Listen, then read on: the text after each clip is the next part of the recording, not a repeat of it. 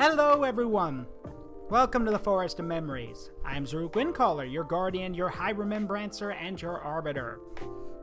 Well, after all of last night's craziness and all the high-octane energy we have, I think it was a good idea to settle down and...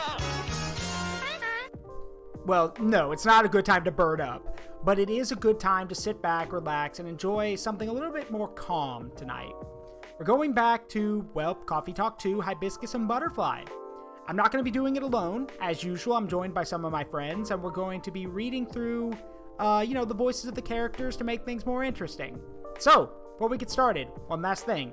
If you're watching the VOD, hi, I'm Zaruk. Check me out on twitch.tv/ZarukWindcaller every day from 6 to 9 p.m. Weekends may change. So if you want to see what's happening then, follow me on Twitter, at Zaruk Windcaller at Twitter. And then finally, if you'd like to see the VOD channel, if you're here in the chat, or maybe you want to get a link to the VOD channel, you can hit !YouTube here in the chat, and it'll give you a link to the VOD channel where I do my best to upload all of the streams usually at the end of the week. So that way, yeah, everything's there and ready to go. So, without further ado, let's get started. Join me and my friends as we, well, dive more into this little game and find out what more there is to know. Alright, you guys ready? And that is why Tifa is a better character than Aerith ever will be. Alright, well, we're going right into a fight here. Alright. Alright, we're going right for the throat, huh? I just came back to invite you guys to play, and you guys are starting flame wars alright over here, okay. I leave the forest for 5 minutes, and you guys have already set fire to part of it. Either way, introductions. How long have you known us? Long enough. First of all, introductions. To my left, we have Andrea. Hello. Next to her, we have Deadpool. Hello. And then, of course, next to Deadpool, we have Josiah. Throw rock. Hello. All right. So, let me just check one last thing. Here we go. Need to make sure I've got everything set up for this. Okay. So I believe we are on... Yeah, right here. We're still at day 10, so... Let me see. There we go. Right? Getting back to the story, though. You both went for pies, then? Yes, and that seemed to fascinate him for some reason. Okay, for context for those who don't know, Riona picked up a drunk and very, excited, a fellow satyr we know. Lucas. Yeah, who was drunk, wandering around, and basically having the time of his life, of a sort. And it's funny, because she mentions that, and then if you check his Toma de Chill, where's that thing he posted? It was a few nights ago. Yeah, here it is. Top of the morning to y'all. Hungover, but I'm feeling awesome. So, yeah. In other words, in the background, oh god, I've made mistakes. Yeah, basically. I've made mistakes. Yeah. What did you... But I'm proud of them? Yeah, something like that. So, what did you each get? He ordered a slice of warm apple crumble with a scoop of French vanilla ice cream on top. Ooh. And a large cup of piping hot coffee with a little bit of milk. Wait, I thought we found out oh boy. Yeah, he's definitely drunk, because he can't drink coffee, if you remember. Ouch. I feel betrayed. Truly. Oh. But it was my suggestion since I thought he needed to warm up. Double ouch. I apologize. I'll live. A little piece of advice, though. A glass of warm water might be better for the inebriated. Coffee's not the best at retaining fluids and thus preventing hangovers. It's really good information to know. It really is. This is why you are the best barista, Zaruk. Thank you. Gatorade helps too. Not a sponsor. Okay, my feelings are hurt slightly less now. And what'd you get for yourself? I had a slice of hibiscus blueberry mint pie myself. And just so you know, I did not order anything to drink. Good. Good. Yes. Drinks aside, what an interesting combination for a pie. How'd you like it? I enjoyed it. You serve hibiscus here too, don't you? I'll remember to order it next time. Please do. And so we continued our conversation afterwards. That was when he told me he had not given up on his goal despite the many disappointments with his team.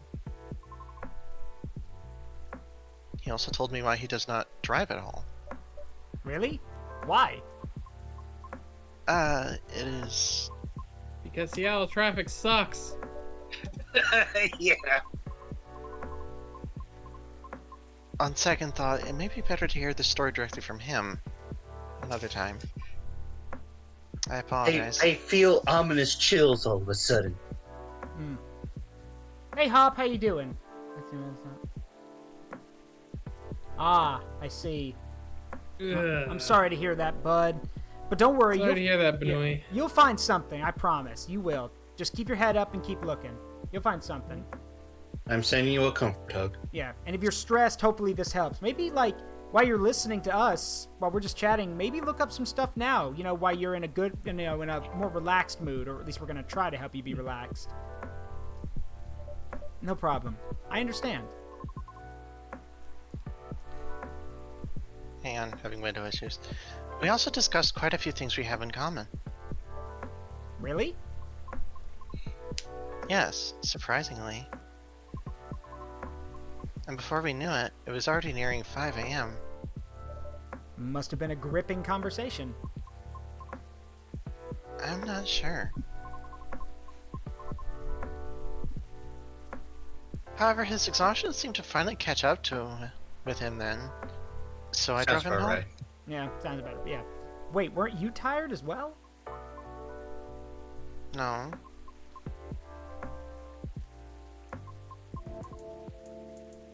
I should go now. All right. Will you be okay? I have a lot to think about. Thank you for being patient with my concerns, Zaruk. No problem at all. Anytime.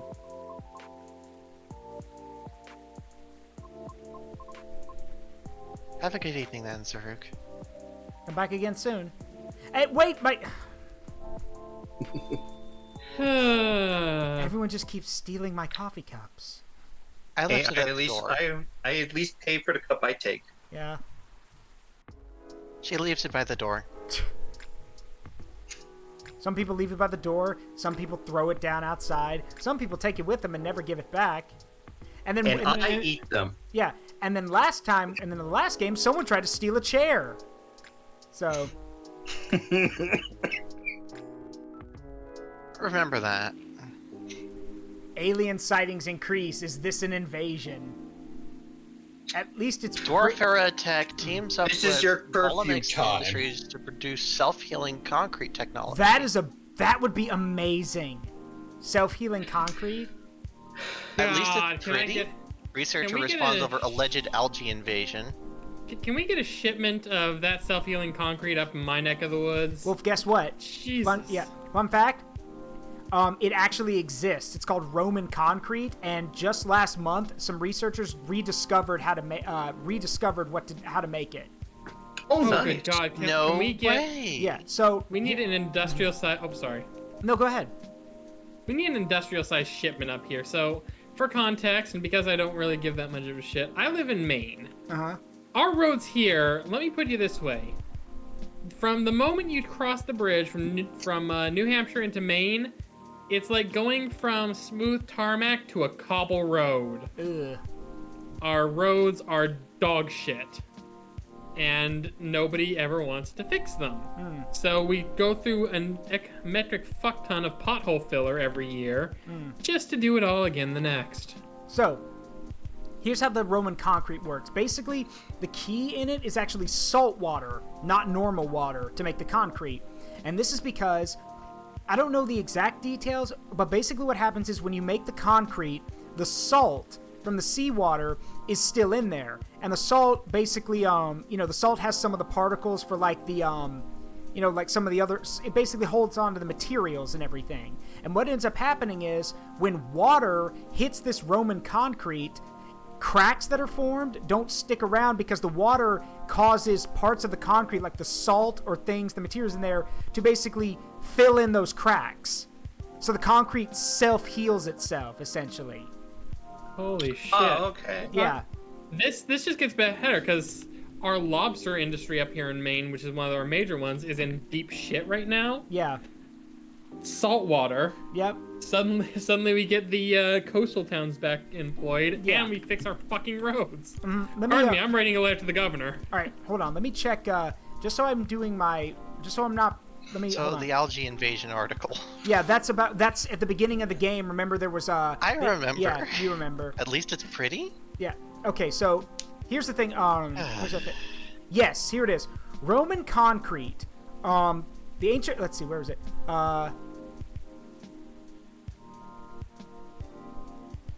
It's one of these lines. Yeah, here it is. Let's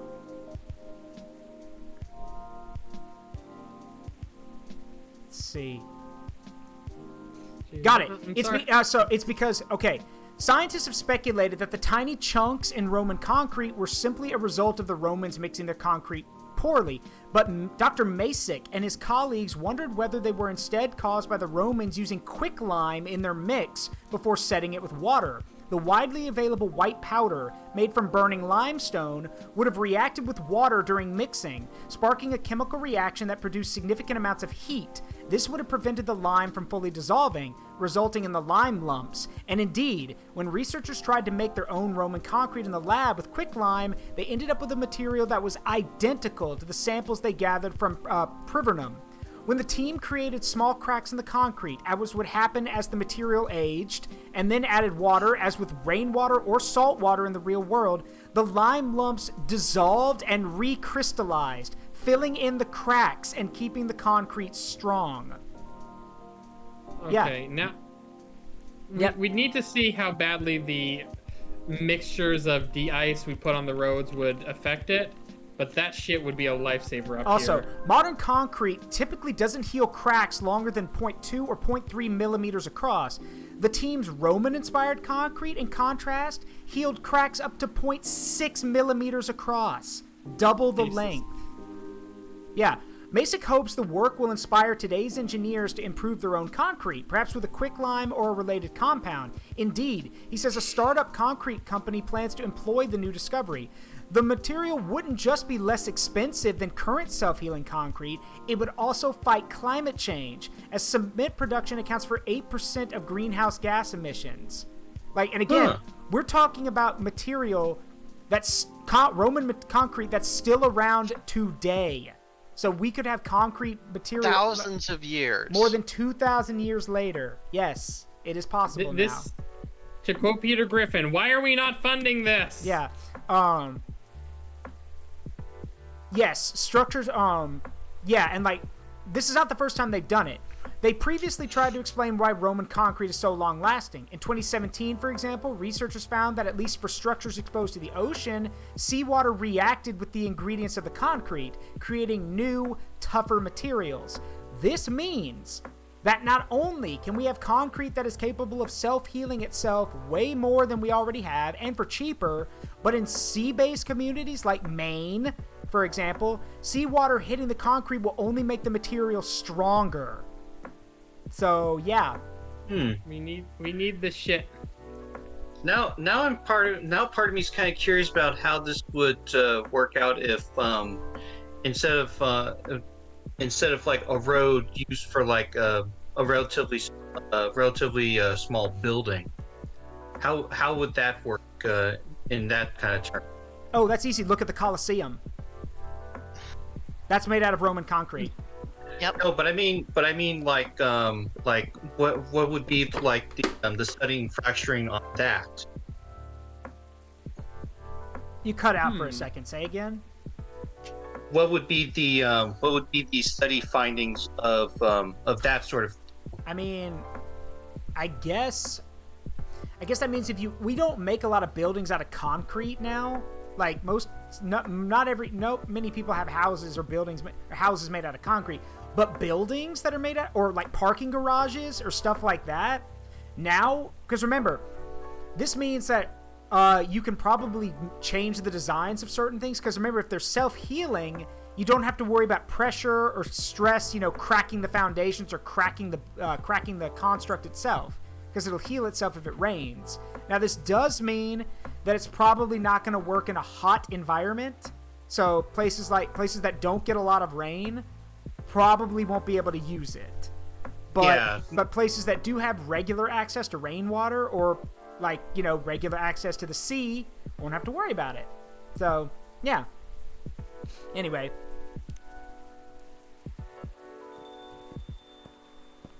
Thanks for coming to our TED Talk. All right, hold on. What do we got today? Let's see. You want to know where I get all my awesome sunglasses? Check out my good sponsor, Bitly Lucas and Sonny's. Been working with them for eons, and I always love stuff, but y'all know that already. Bad. Also, he's got that backwards. Isn't that a British thing for fuck off? If you flip a peace sign around. Yeah. But hey, this is the theoretical America, not the theoretical UK. Yeah, that's fair. Anyway, hold on.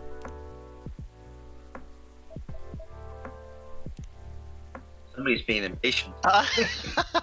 Yeah, he's impatient with me. Wait your damn turn. I'll be with you in a minute. It's because it looks like I'm just checking my phone.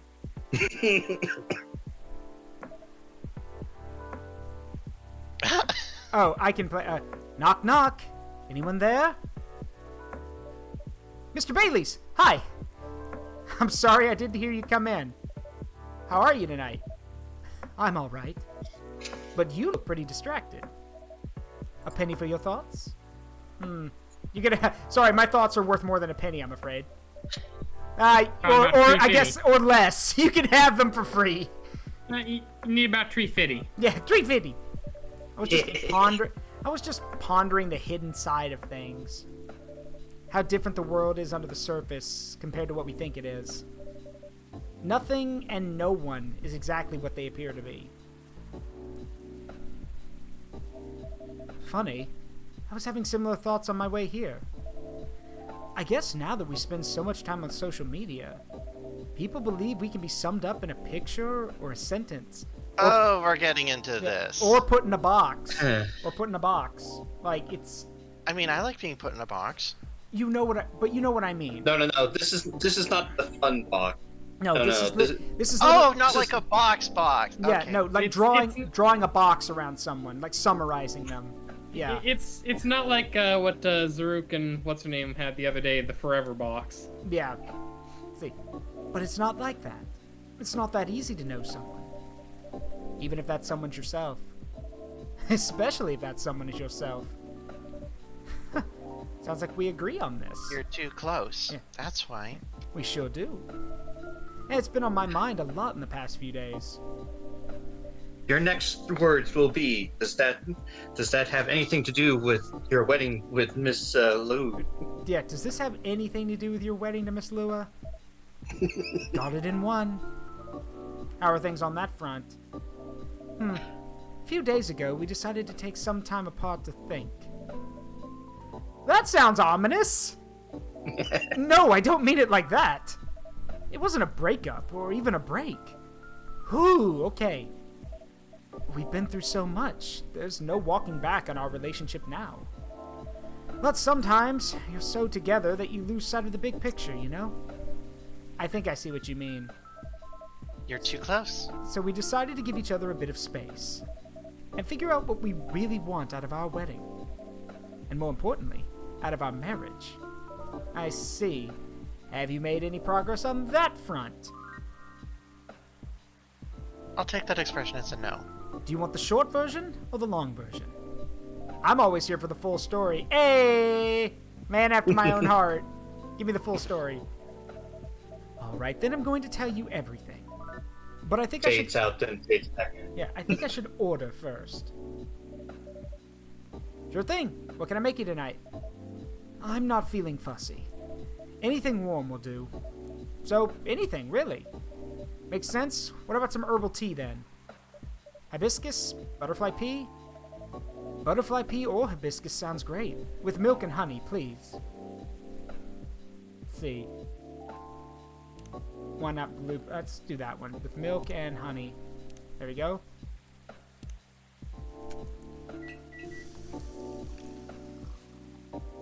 Dreamin' blue. Oh, That's cool. I so want to sip these in real life. Yeah, I chose, yeah, there we go. Here you go. Hope you like it. Thanks, Zaruk. This is nice. And it brings me way back. You know how I'm not really in touch with my family anymore? Yeah, I'm sorry about that. Don't be. I don't even miss them. Most of the time. In the end, they're just a random bunch of people. And we don't have very much in common. Hey, it's good that you've learned that about yourself, Mr. Baileys. I think so too. There's just one person I miss, but I've been missing her a while now. Ah, someone who passed away, I'm guessing? Exactly. Spot on again, Zaruk. I used to have a very close relationship with my great-great-aunt. When I was little, my parents fought all the time. I still remember in my bones how that made me feel. The fear that one of them, or both of them, would walk away and abandon me. A bit ironic. But instead, Yeah, but instead I abandoned them. Yeah. shut me up. A bit ironic in hindsight, but then it was many years ago. Hey, Rainbow, how you doing? Yeah, it's quite normal for a little child to care about their parents, no matter who they are or how they behave. That's true. Anyway, I spent all my evenings... I had to look up the name, but I was reminded of Cao Cao. Oh yeah, anyway, I spent almost all my evenings curled up into a ball in my room, trying hard not to listen to all the shouting. Except when my gran came to visit. Not that her being around prevented the fighting, mind you.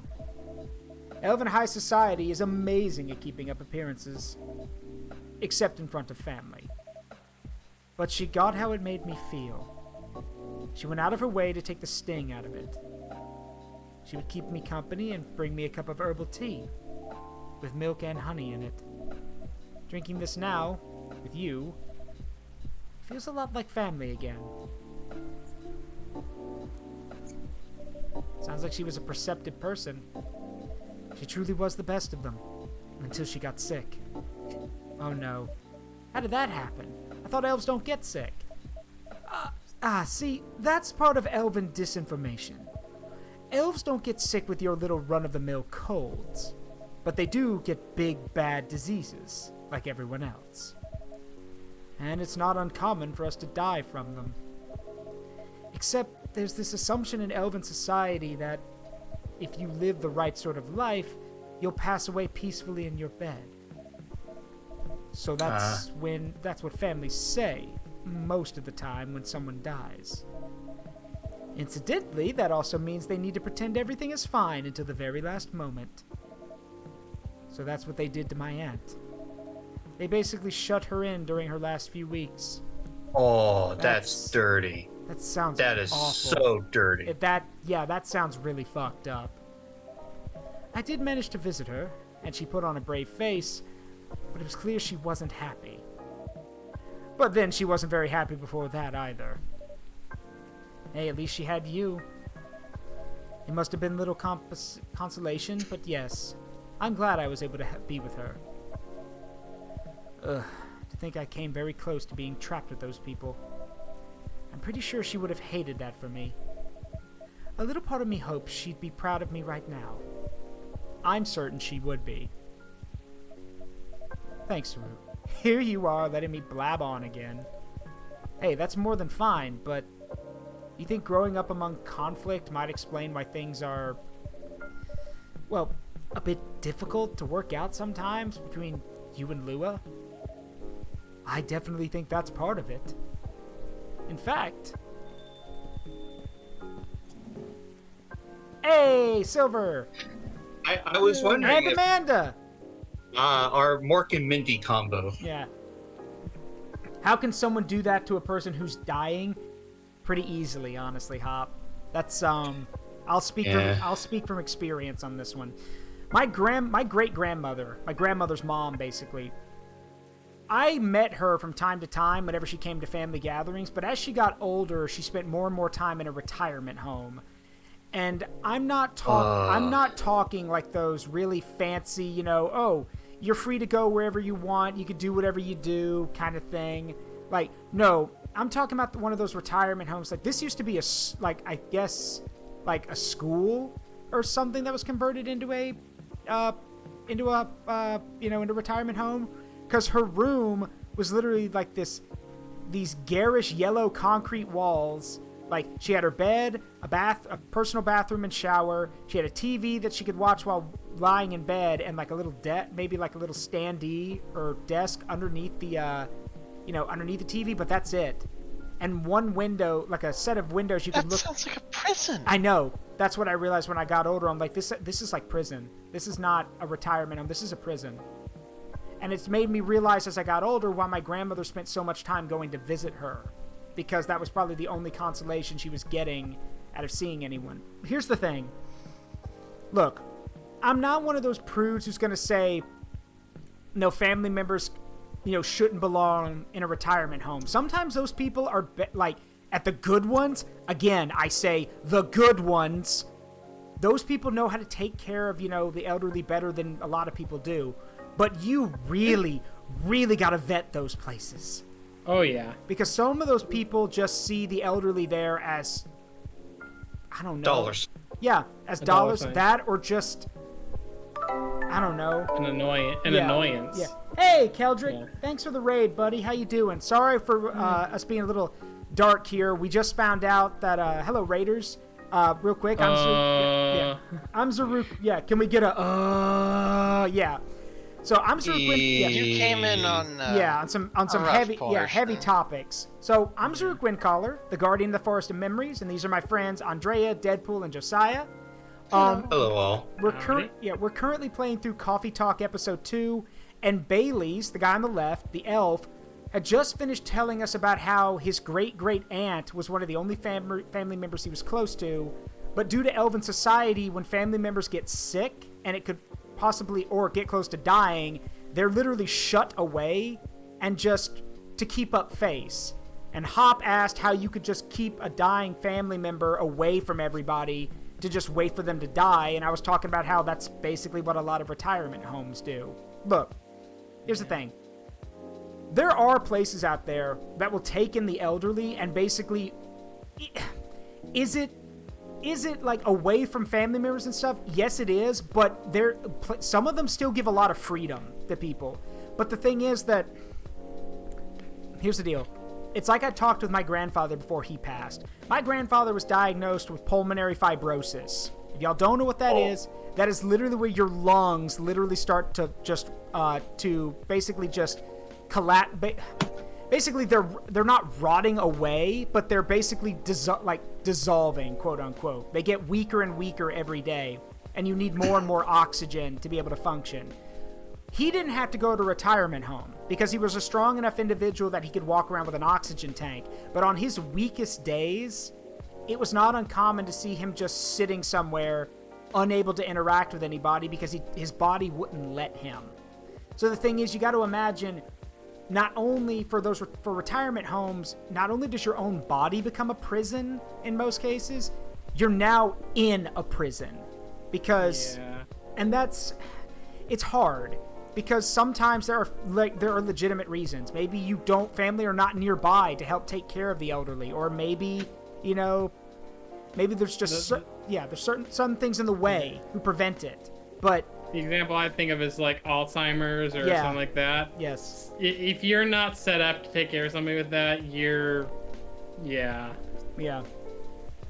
Dollars at best, a waste of... No. At best... No. at best, the people who work at retirement homes see the people there as their own family. At best, they will do everything they can to take care of those people because they do care. I think Hop was referring to the bad places like that. Yeah, but in the bad places, they see them as dollars at best and a waste of space at worst. Yeah. It is That's why I'm... Yeah. Go ahead. Like that's why I'm grateful that my grandmother in her last days had a great place. You know, maybe I'm just fortunate because, again, Maine, we have a very large senior population. But that's not as major of an issue here usually. Yeah. It's also it's messy. Yeah. It's also the fact that a lot of people, like, the mindset is that it's a very cruel mindset. But the mindset for a lot of people sometimes becomes, well, I can't be bothered to take care of you because you can't even take care of yourself. I've got my own life to live. I've got my own children or to take care of and that kind of stuff. I can't afford to waste time and money on you. So they'll just dump them somewhere else. Now, to be fair, here's the thing. And y'all can quote me on this, I am a firm believer that if you're one of those assholes who's literally abused, neglected, or treated your family poorly and pushed all your family away, then yes, you can go rot in a home, in a retirement home where nobody comes to visit. You deserve that because you threw away everything important.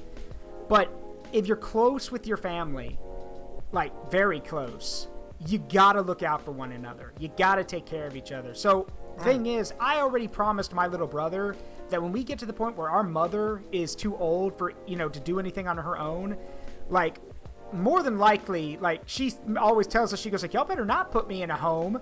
And we always tell her, I'm like, well, hopefully you'll be like, like your mom, who's my mom's mom, my other grandmother, who's in her fucking 80s and can still move around like she's in her late 60s. It is insane. Yeah. Like no joke. Here's the thing. I love this story. A few months ago, I think I told you guys this. I had a family member who just got out of surgery in the hospital. She fainted and fell. And we were scared because we're like, oh God, why did she faint? Well, turns out she had some kind of like, I don't know what exactly it was, but I think it was like some kind of heart issue.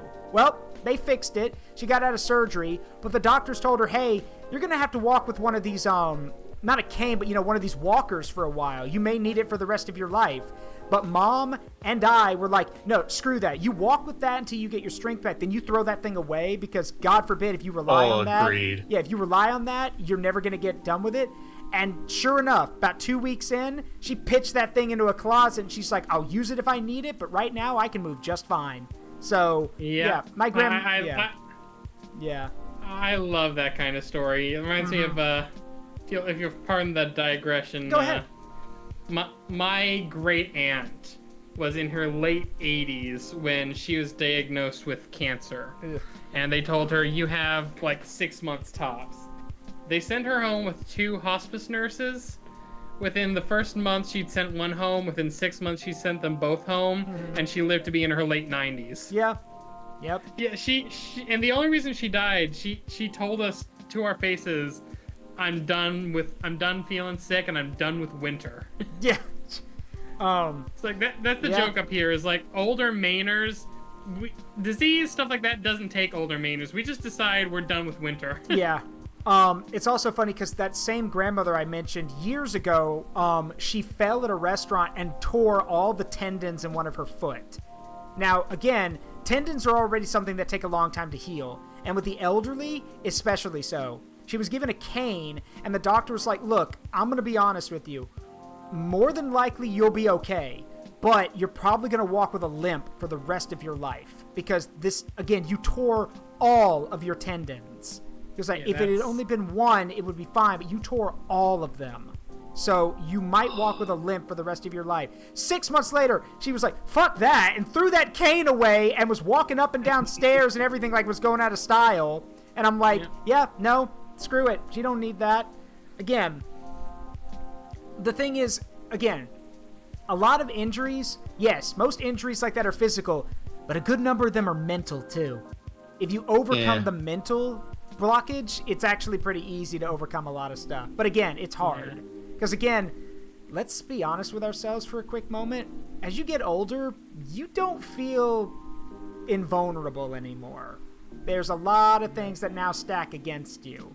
Like, look, I know, like, I'm sure every generation jokes about this, but, like, your boy Zaruk turned 30 this year. And I joke with people, I'm like, it was the first time when I turned 30, I looked in the mirror a week ago. Not only did I see that, you know, every time I get a scruff of beard, I could see gray hairs. I can also start to see, like, the wrinkles on my hand, where the wrinkles on my hands are going to be and on my head or face are going to be. And it's that moment where you're like, huh. So this is what aging feels like. But, Oh, yeah. but it's also a mental thing. Because you can, like, overcome a lot of different things. Just, like, let me give you guys an example. You don't want to have a lot of wrinkles. You don't want to have all that kind of stuff. Relax. Just, again, stress is good. Small amounts of stress are good. But freaking out over everything does nobody any good at all, especially you. Stress actually amplifies problems. It does. So, sit back. That explains a lot about my, Family. me. With you. Look, I know it's... Let me give you guys a piece of advice. I know, and I know you guys are not here for advice. You're here for the game, but hear me out on this one. I get it. It's very hard to de-stress nowadays. I know, it is. But you need to understand, de-stressing doesn't mean you just snap your fingers and those feelings of stress just go away. That's not what that means. De-stressing is just giving you and your body a moment to just breathe. You'd be amazed how... Sorry. Yeah. What? I didn't hear anything. Tell Drake. Grandpa Zaruk, tell us a story. Well, I am. Get off my lawn. I'm giving you some good advice. Here's the thing. Everyone de-stresses differently. And it can come in a variety of ways. Even if sometimes you feel like it's not working, it probably is. You just need to slow down a bit. That's the thing. Slow down. Here's your thing. Your problems are not going to go away when you blink. They're still going to be there, and they still need to be addressed. But it's not like they're coming screaming down the road at you at 150 miles per hour. You guys know that thing in Persona 5, whenever the game's loading, it says, what does it say? Relax. No, it says take your time. Take your time. Again, the world's not going anywhere. You're not going anywhere. And the things you need to deal with are not going anywhere either. It is okay to relax from time to time. And like I said, that comes in a variety of ways. A hot shower, a good meal, playing games with friends, just relax. Because if you stress too much, not only can you make yourself sick, you will amplify your aging, you can cause heart issues in the future. Again, stress is important, but it shouldn't be something you deal with regularly. Like, again, the ways to combat stress, we know them. Sleep enough, drink water, breathe, all that kind of stuff. And while sleeping is getting harder and harder to do for new generations, just, again, there are other ways. Just take your time. The world... Unplug. Yeah, yes. Relax in a hot tub. Or if you're not a tub person, just go into the shower and let the water just run down on your head just for a little bit. Yes. I want to call attention to what Deadpool just said. Unplug. Holy mother of God, if you have a lot of stress in your life and you're looking for a good way of cutting a ton of it out quickly, step 1, get the hell off Facebook. Step 2, step away from the internet for a while. Just step away from the news, step away from everything. It's like I've told you guys before. The reason this imp streams is because for 3 or 4 hours a day, I want you guys to forget about everything else. Don't worry about the stuff outside. Don't worry about the news. Don't worry about any of that. Don't worry. It's going to be okay. For 3 or 4 hours, just let me entertain you. And if it gets you... And again, sometimes relaxing is just focusing on something else. So... And yeah, Hop is also right. A plushie can help. Anything where... And again, same thing with pets. Petting your dog, cuddling a pet, those do help. Those have been scientifically proven to help. But there's one other thing that helps that a lot of people don't know about. Puzzles? That, and also talking to someone. Talking... Oh boy, yeah. Yeah, no, talking. That's one of my major methods. Yeah.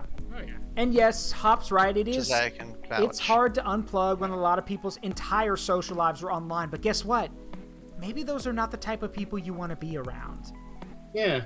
Again, Like if you boiled down your entire necessities to like a whole bunch of like these media interactions, then it's kind of like, yep. then how do you really unwind? Mm-hmm. Yeah. And that's one of the... Go ahead. Sorry. I've said before, I'll say again, that's why I enjoy coming around here, whereas I don't really watch any other streamers, because I think there is a lot of them that really, shall I say, overemphasize the parasocial relationship that I don't think is the most healthy thing in the world. Mm-hmm. There's also rarely. Yeah, there's also a number of people, I think, when it comes to streaming that I wonder how much stress your average like VTuber with over 1,000 followers has. Like, again, I know that's small numbers compared to the big streamers, but again, the professional streamers, the big people, even they have found ways to relax. They have to. It's necessary. But I mean, I remember... Yeah. Oh, sorry, go ahead. No, go on. Go ahead. I remember, if we're talking about big media personalities and all that, I remember several times the late John Total Biscuit Bain, he'd make references in things like Co-optional Podcasts and their lounge program they did for a while of the network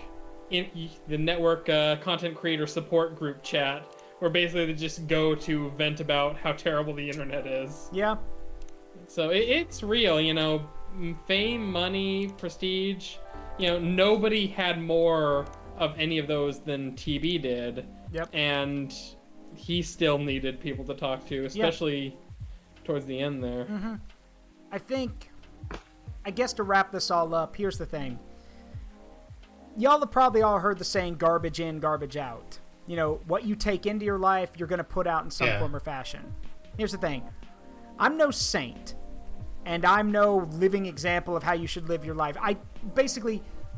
What I try to offer you guys is just to help in my own little way. I can offer advice. I can offer constructive criticism. I can offer, a genuine helping hand to give, to point in the right direction. But here's the thing.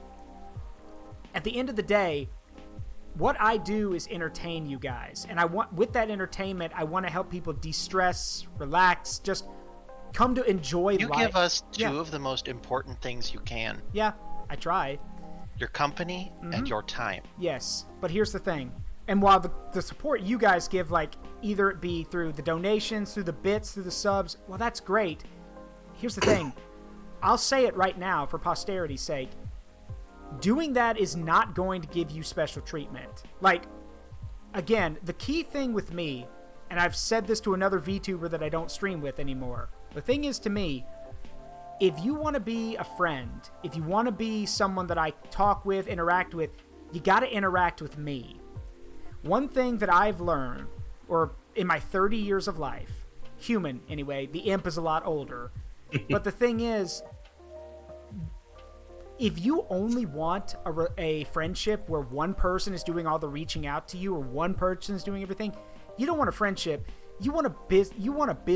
You want like a business partner. You want like a therapist. Yeah, you want a therapist, a business partner, or you want a coworker.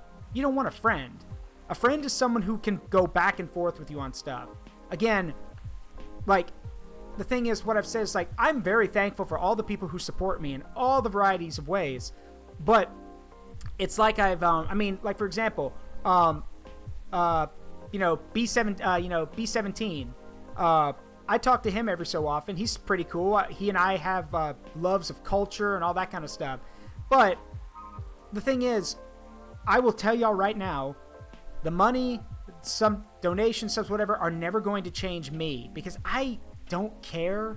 Like, if someone was to come in and drop 50 gift subs on me right now, please, for the love of God, don't do that. But if someone... Evil glares toward Cataclysm. No, don't. I know do you, not. I know you troll. But if someone... Backspace. But if someone were to do that, that's not going to get you any special treatment. I'll thank you, and I will be very appreciative. But that's just showing that you support what I do. That doesn't show that you want to be a friend. Listen, with all the stuff we've talked about how there's a lot of stuff to be worried about, and that's something I'm trying to combat, and all the stuff we talked about earlier about how, getting older, feeling trapped in your own body, feeling all these things about being pushed to the side, at the end of the day, having real friendship, and that can mean real life or online. I mean it. Real friendship is something that is so valuable. I talked about it with Yuki back on Tuesday. It is so rare and it is so valuable. Hold on to it. Because at the end of the day, friendship is spelled Time, not Money. And I hold true to that when it comes to streaming. You're not my friend if you dump money on me. You're my friend if you're there, talk to me afterwards, and want to learn what I know and want to, do the stuff I do. Then you're my friend. Yeah. So, with that in mind, I can firmly say, I'm sorry it never worked out, Salazia. Oh, no, Jesus. No, this is not something to freak out about. This is a genuine, honest apology. It never worked out. We tried, but that was... stuff happens. He knows Salazia. Yeah. Before you. Yeah. We're not... I'm just saying here. We're not going... Yeah. Before we even watched her streams. Look, here's the thing. We are not going to badmouth or shit talk anyone here. We're not doing that. Here's the thing. It's not in my rules section, but I'm making it clear here, and I will make it clear whenever it happens. You come into my stream and start shit talking another streamer, I'm banning you. This is not a place to shit talk others. Again, though, what happened was pretty simple. I wanted a friend. Salazia wanted a coworker. That's it. So, it happens.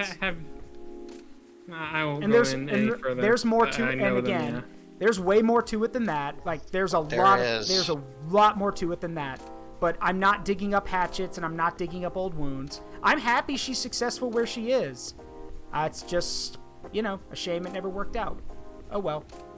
Anyway, thank you for coming to the TED Talk. If I can end it on one little thing, one key thing that you guys can take away from this stream, is that I never want this stream to be the focus of like a parasocial relationship. But if you genuinely need my help, or anyone in this community's help, ask. We'll do our best. I mean, ain't no one in this world born to be alone, and you can't fight your battles. Sometimes you can't fight your battles alone. It is not a weakness to ask for help. Because I want you, for all of my guys, and some girls, but mostly guys listening in, you want to know what the hardest thing for a guy to say is? Help. It's one of the hardest things to say, is help. I think that's the second hardest. What's the hardest thing for a guy? I don't know where I am. I'm lost. That... yeah, that... No, you know what? No, I'm gonna let you have that one. Joke or not, that's true. That's true. See, also, an adventure my friends and I had where we were walking around downtown Boston for over an hour because none of us thought to look at the map. Yes, kindness isn't a weakness. It's not. Anyway, good evening. Hey, who played? Sorry, we got completely. Yeah, who played? I was playing Amanda. Yeah. Okay, well, who played Silver? I don't remember. Was it Deadpool? No, it was Draco Boy. Oh yeah, Draco Boy. Yeah, Drake. Well, if you want, I'll take over Bailey's. Sure, I can do it. Sure. Hi, Zaruk. And hi. I don't think we've met before. I'm Silver. I'm Bailey's. Nice to meet you. And I'm guessing you're Amanda. We are. But you do not appear to be a hive. How did you... Lua told me she ran into you a week or so ago. Oh, the nice earthling we met on our first night here. That is a satisfactory explanation. And so, are you her date? A little more than that. I'm her fiance. Truly? Fiance is a successful outcome of dates with a 0.013% probability. Oh, I hate that that's actually true. Congratulations on your excellent odds actualization. Thank you? He's laughing. Now, Cafe Offspring. We are wishing for a drink. I'm sorry, what did you call me? That's the thing. Have a minute. Cafe Offspring? what? Do you think the building is sentient? Cafe Offspring? How'd you acquire that new title? Ahem. Alright, sounds like I shouldn't prod too hard. Never mind me. I don't think I want to know anyway. You were about to order, Amanda.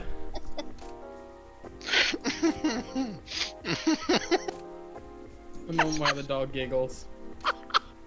I mean, no, it's weird. It's weird. Like, what? Do you think the building's sentient just produces its workers? Don't. Weaver. And what we wish for is a memorable partying experience. I suspected something like that. Last visit in a while, huh? That is accurate. I take it you've completed your research on Earth. Almost. We are quite satisfied with the outcomes of our missions. Interesting. Sounds like there's a story there. In the distance, the cows are cursing bitterly. No, that... Hop, what the fuck? Dang it, Hop! Okay. I like this Banui's sense of humor. Yeah. But first tell me, I'm not sure I follow. you'll learn when you're older. But first tell me, what sort of experience are you after? I should have something we have never had before. It's time to get creative then. Yes, take care not to reuse any ingredient you have served us in the past. Which the game does not tell you that. So you have to remember. Oh Thankfully, boy. So, thankfully though, yours truly may not have the best memory in the world, but I remember enough to know that there's one thing she's never had. She's never had hibiscus, and she's actually never used milk. She's tried everything else except these two, which is odd. Because remember, it's just at all, so it could be one of anything. So Wait, would it be 1 hibiscus 2 milk or 2 hibiscus 1 milk? no, it would be. It's a hibiscus latte, so it's more milk than tea.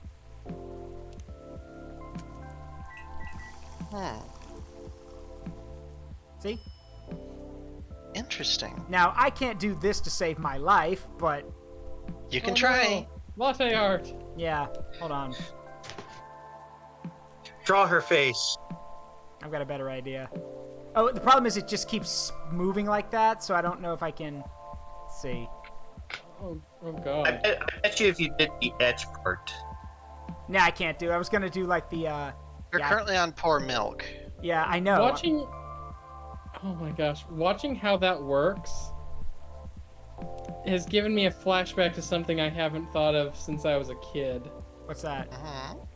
Any of y'all ever play with what was it called?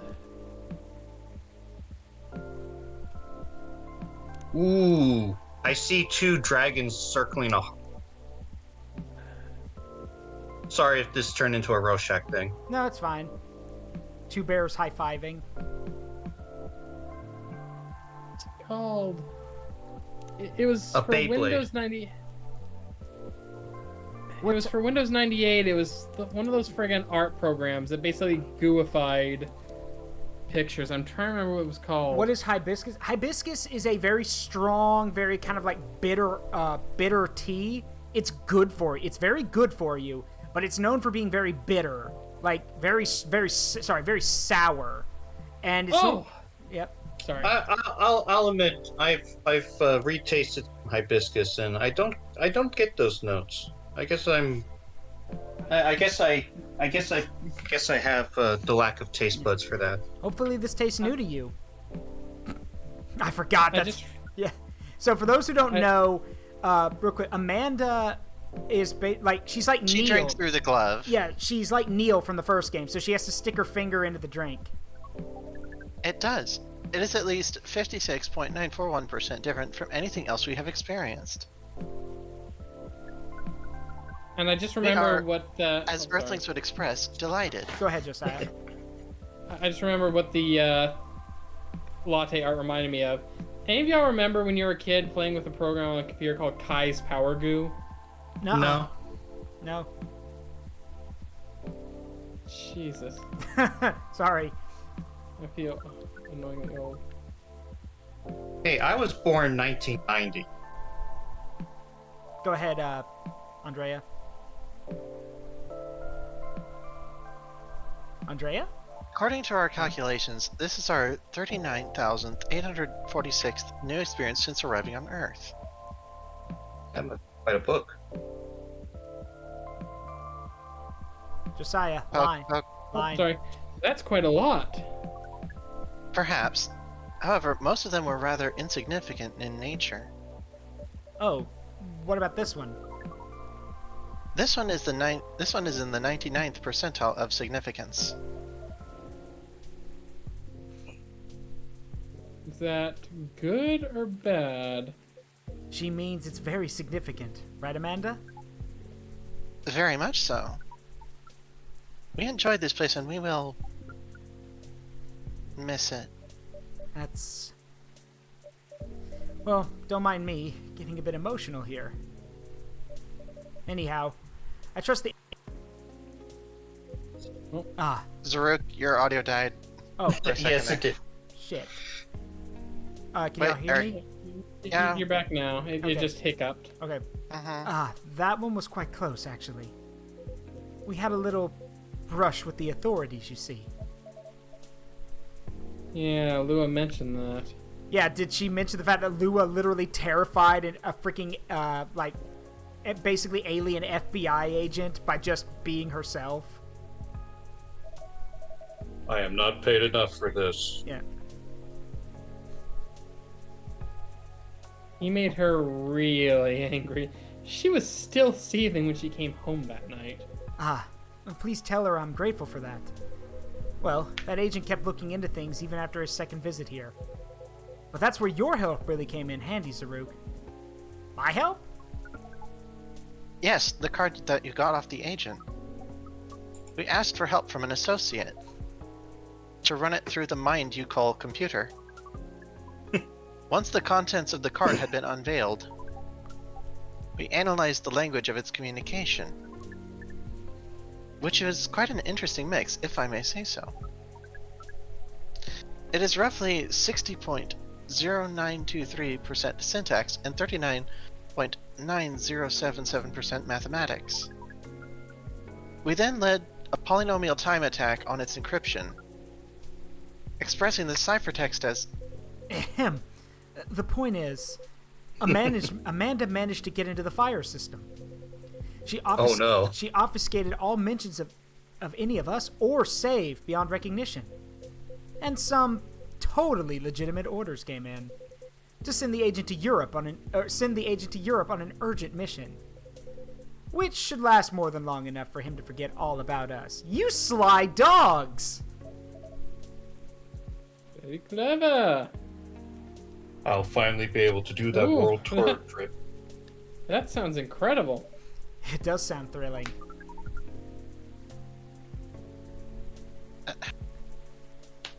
Al, it was a very simple matter of applying hive knowledge.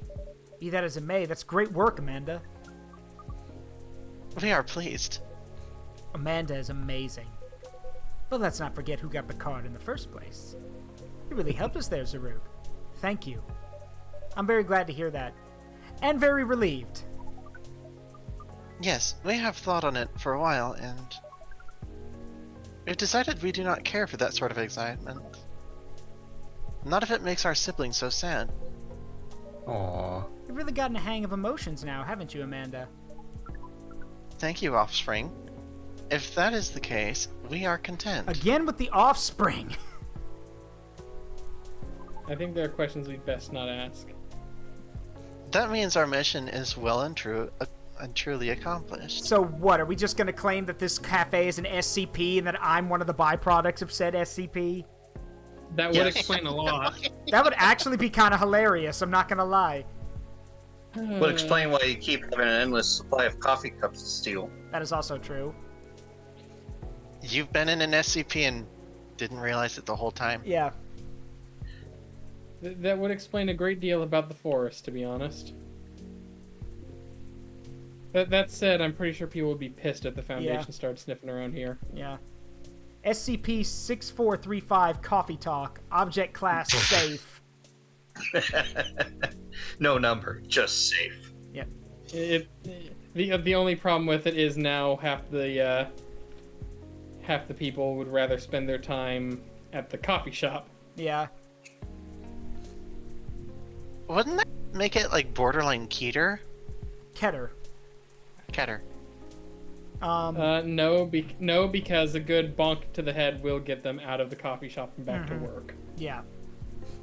Not to mention the coffee shop. Not to mention I closed the coffee shop, so it's closed. It's not open all the time. That's true.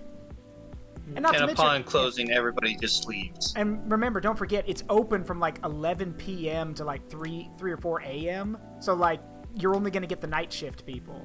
So, and let's be real, I don't know, I barely know anything about SCP, but I know enough that if you're at a base camp a headquarters location and you're on night shift, boy, you're gonna need the coffee. You better not fall asleep. So, go ahead, Josiah. Did you come here specifically to pick up Earthling emotions? No, we came here for purposes of general Earthling research. But it appears to us now that emotions are one of its most interesting aspects. Hi, We'll be David submitting Cage. you call it academic paper. Uncontrolled stimuli and reflexive neural patterns, deep level communication in hive versus non-hive species. Oh, hi, Fountain. Show Hello. love 100. Hey, Hey, baby man. tilde. Hi Andrea. Hi Dead. Hi Abada. Hi, Fountain. Hype love 1 Zaruk W smile Zaruk Yeah, I'm George. just sitting here looking at this like, yeah, David Cage is feeling his beard Yeah. tingle. Somebody say emotions. I thought it was melodrama. Anyway, go ahead, David Josiah. Cage, what's the difference? Oh, sorry. That's how you know it's serious research. I don't even understand the title. Hey, Blue Ball Bomb, thank you for the follow. Welcome to the Forest of Memories. Please make yourself at home. I'm Zaruk Windcaller. This is my friend Andrea, Deadpool, and Josiah, and we are all lending our voices to Coffee Talk 2, Episode 2, Hibiscus and Butterfly. Please make yourself at home, and thank you for the follow. Like the little icon, by the way. Little Paper Mario character. I dig it. Okay. No, I miss when Paper Mario had cool sidekicks. That looks like a little cool Agreed. That looks like a cool sidekick Agreed. character. Agreed. Just saying, it's like, that's actually a friend of Andrea and ours. Yeah. Andrea, I blame you. Amanda always was the brains in the family. That wasn't your only mission, though, Amanda, right? If you're leaving, does that mean... Yes. Pearl and I did go out on a date. Right, you're looking for love, aren't you? I am. I was. I think. I think I may have found it. Wait. Wasn't the first date a really short time ago? Just a couple of days. But I've been waiting a while, and I really think this is it. When I took up this mission from the Hive, when I came to Earth, and during this entire process, when I changed and changed, what I was hoping was that someone would see me for who I am. And I really think she does. That's so great. But I'm curious, doesn't being in a hive provide that experience of feeling seen? It does, and it does not. Also, Bomb Bomb says, "Hi, yes, it's Andrea's fault I'm here." How you doing, compadre? Hey, Blue, how you doing, compadre? Oh, no, I love that hop. SCP-6435. Anyone who enters 6435 experiences a sudden urge to talk about their emotional baggage and will not leave until the problem has been addressed in some way. That's perfect! That's exactly what happens in the game. That's perfect. Yeah, people get a cup of coffee and then they spill their guts. Sometimes Yeah. they don't even. Sometimes we they need more a tea. short bit of illustrations now to go with that hop. Yep. There's a long list of experiments in which coffee cups are removed from the establishment in a variety of ways. Yeah. And there's always enough the next time. I'm trying to remember, what is the name of the what's the plague doctor? 149, right? Or is it what's it 049, I think. Yeah, even the plague doctor can't come into the coffee shop without dumping emotional baggage and then deciding, you know what? No, I'm emotionally drained. I'm leaving. It takes one sip. It's like somebody walks in, takes a sip of the coffee, and then just begins screaming. just release all of those pent-up sounds built in your soul. Screeches externally. Just not even like a scream of fear, just like a loud exhale of pain. Look, if people were to And in ask fact, me we what hope that is something our research might improve. Go ahead, Josiah. if people were to ask what sounds exist in my mind, you would just see a repeat of sound of the world's largest whoopee cushion and a full picture of that cat's face from that video. I mean, so I think for me, someone put it best, like when I'm stressed out. It's like that old Thomas Sanders video. When I think about my worries and I think about my strife, here is what I simply say. Ah! Just scream. And it's funny, for all my Warhammer fans, there's actually a rotoscope of that exact vine done with Caiaphas Cain. And he goes when I think, and he literally just says screaming internally. All right, let's go. Scream internally when Caiaphas Cain sees shiny chrome. Yeah. The hive sees thoughts and desires honestly, but it is not able to communicate the reasons for those desires. The emotions, as it were. We do not dwell on those, nor will we start to do so in excess. But it seems to us now that they may be worth conveying, at least to some extent. Yes, what Amanda said is part of it. I was very unaware of my emotions when I first came to Earth, and I was really bad at communicating them clearly to others. In some ways, I still am. Preach, buddy. I feel you. Uh-huh. It will always be harder for me to grasp them than for most people. But when I started to understand them, I was both fascinated and scared. God, this is... Yeah. Silver, why are you such a mood? Yeah, which is not an uncommon experience, I think.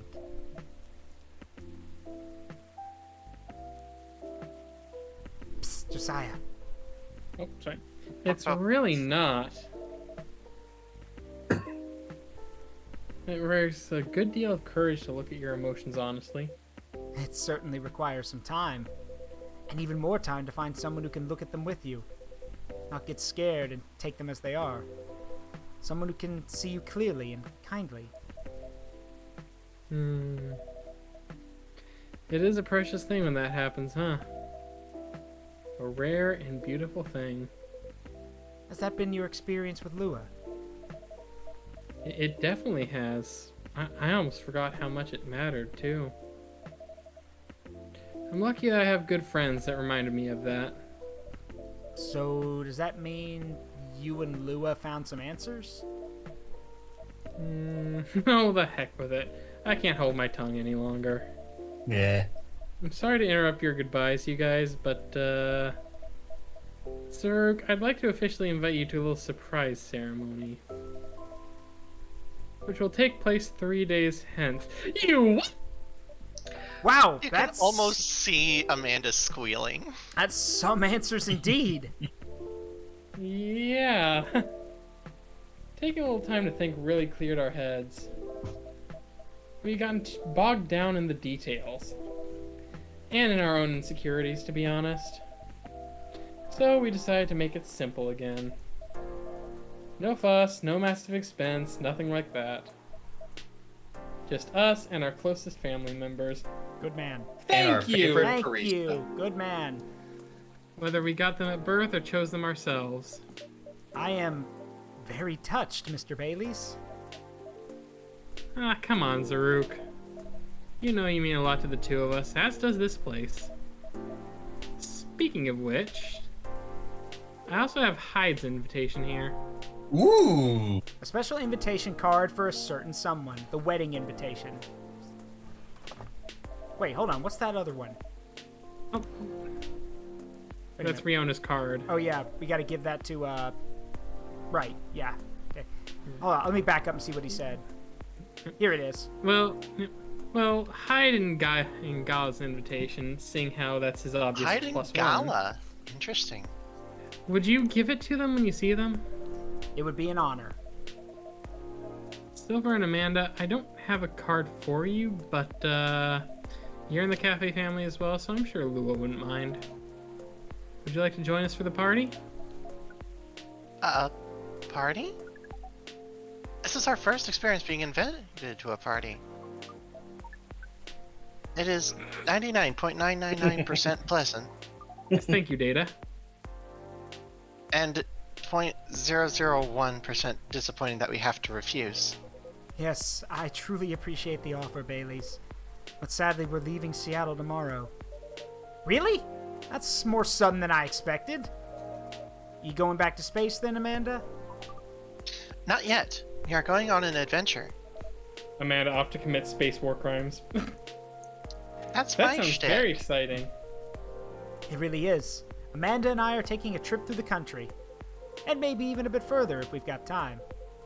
Winds up with Rush Throughput. We're basically going to be tourists. Tourist is such a fascinating concept. Although our sibling explained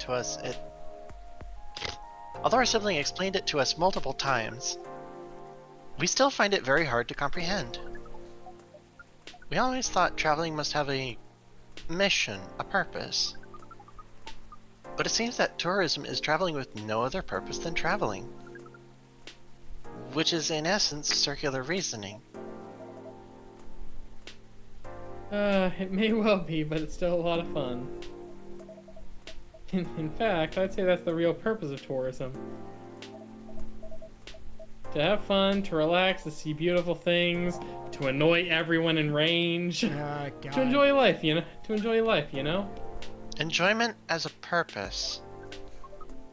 That is new to us, but we are 99.999% excited to try it out. And so am I. I've never been out of Seattle since I arrived. I guess I was afraid that I wouldn't be able to blend in. That I would have to restart everything from scratch.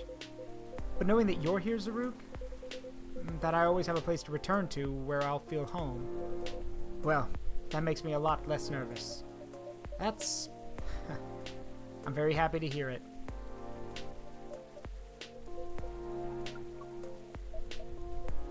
Ahem. Well, I think I should order a drink. Of course. What can I make you? I'd like to reflect upon the spirit of our upcoming adventure. But I'm also in the mood for something sweet and soothing. Sweet and soothing, but with an adventurous kick.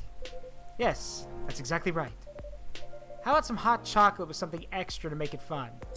I'd love that. Hot chocolate with some sweetness and some spice would be amazing.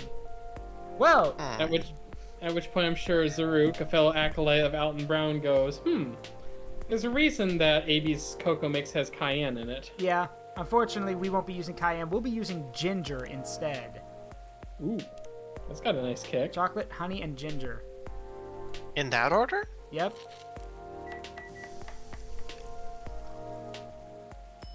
$2.99. I believe. Ginger's a little rocket Yeah, ship. and you That's could darling. actually see the reflection of a little spaceman. I'm trying to think Yeah, what in this is. the background. Yeah, I'm trying to think I'm what a this rocket is. man. In the dark. Yeah. Hold on. Hang on a moment. What is it again? 299. 299 792. 3, 2, 1. point Earthly bodies. 458. I have a hunch. Go on. What is it? Oh. What is it?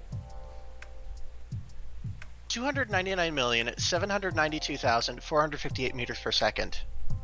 The speed of light? The speed of light in a vacuum. Oh, okay, that's cool. That's Here's startling. a 299.792.548 for a light speed traveler. 458. 548, and you're actually Yeah. going faster than light. Yeah. Let's check. Ooh, I this. can see a little goofy grin now. Let's see. What did she say? She says, Oh, we like this name. It is evocative and adventurous. fast to make, fast to drink, and the best start to light year guided adventures.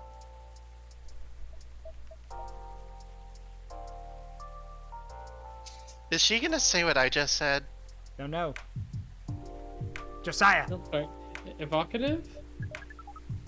Yes. Is the speed of light not evocative of great adventures? Speed of light. Oh, wow. Way to target your audience, Zaruk. Heh, thank you. But do you like the taste, Silver? I love it. I could say This is so. exactly what I wanted. It's got the spicy kick of ginger to start with, which keeps you on your toes. But then the honey makes it sweet and comfortable. In fact, it reminds me of you, Amanda. Aw. How does the taste remind you of us?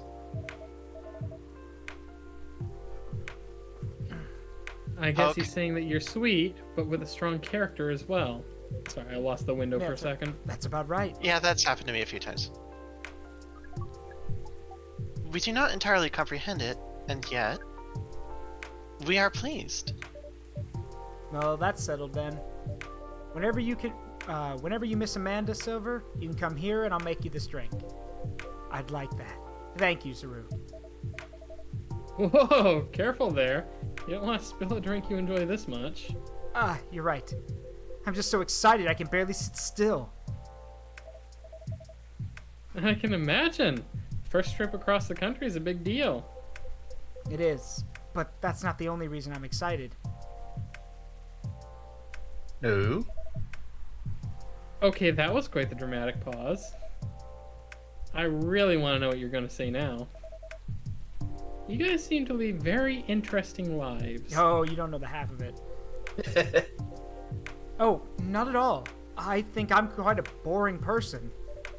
Bullshit. Don't we all? With a secret society and an alien background. It's true that some of my life circumstances are a bit unusual, but this particular thing is very commonplace. Did you get someone pregnant? Our sibling is decided. Our sibling is excited because his date will be joining us. And in fact, we must be fair and acknowledge that we may have misjudged her based on her lack of facial symmetry. Although Pearl's features are 9.231% different from left to right. We agree with her movie analysis 99.999%. Wow, hold on. Amanda, Hang on a minute. you have met Pearl and you talked about movies? And now she's joining you two on a holiday. How did any of that happen? We watched Orc Westerns all together last night. Okay, that means she's a keeper. Yeah, Pearl likes them a lot as well. Aw. I have a feeling You that don't- she has like a mole on one cheek or something. You Or don't freckles. You don't exactly sound thrilled. Fortunately, she also likes space travel operas. Saraba chikuyo, tariba sefune wa, uchu. Don't make me get the baseball bat. Yamato. Well, yeah, Space Battleship Yamato is a space opera, just like Star Trek. What? Yeah, that's what I was thinking. I see. Learning couple compromises the hard way. Oh boy, I suppose so. Well, I'm glad to hear that she's met Amanda and that they got along. Does that mean she also knows where you're from, Silver? She does. In fact, I told her about that on our first date. You fool! Are you Well- sure this was a good call? Are you sure about that? I mean, Wow, considering that's- how outrageous his story technically is, Yeah. I suspect she fell in love with his quirkiness, Yeah, and probably. then that quirkiness kind of faded away upon meeting Amanda. Yeah. That's very brave. It's very hard to put yourself out there under any circumstances. You're revealing something so vulnerable to someone you've just met and are starting to like. Takes guts. You're very kind, but I don't think so. To be honest, You what? I hadn't planned it that way. Although I have always felt safe here with all the regulars, I know that not everyone would be open-minded about me. And so I wasn't sure I'd say anything to Pearl that night. But as we were talking, I was so happy to learn more about her, about who she is. And I realized that I didn't want her to have an incomplete picture of me. My past is a part of me. If my goal is to find someone who sees me for who I am, then she needs to know about that too. And in the end, that was the right decision. Silver being a trans allegory, even harder. Yeah. Man. Well, I Man, would he's say been that a- if she'd heard your story, and that changed how she viewed you, then she wouldn't have been worth your time anyway. That's fair. But still, even knowing that, I admire you a lot. The truth is, and this is a bit of a strange thing to say, but I think I'm proud of who I've become. Don't think, do. You are proud of who you've become. Well, no, he's more like coming to accept it. I suppose, yeah. And I want the people I love to be proud of me too. What is proud? Proud is... For yourself, I think it's when you start to be satisfied with what you're achieving. Especially if you have to fight to get there. And for others, it's when you think of someone you care about, consider who they are and the way they're acting, and it's just fills you with joy. We see. Then we are definitely proud of you.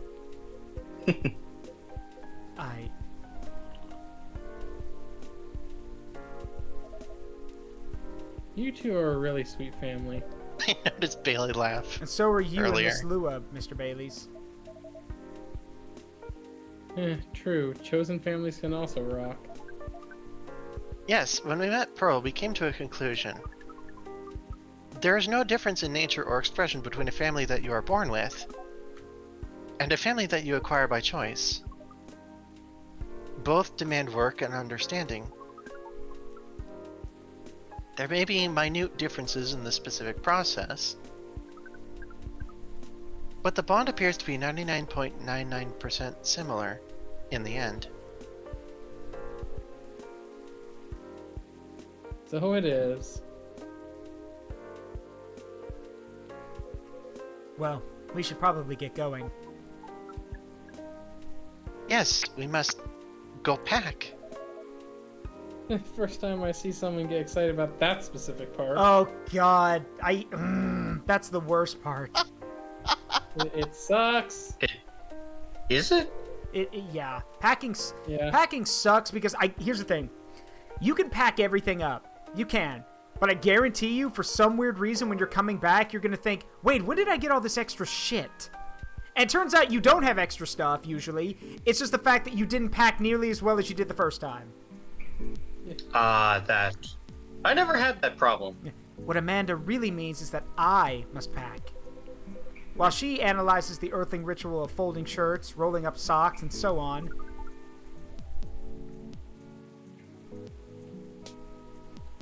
Precisely. This is further information for our research.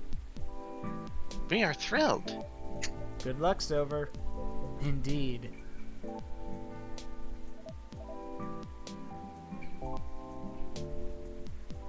You enjoy your trip, both of you. I hope you'll tell us all about it when you're back, Silver. I will. Good night to you two, then. to strangers? Really? What? Orc westerns. Bye to you too.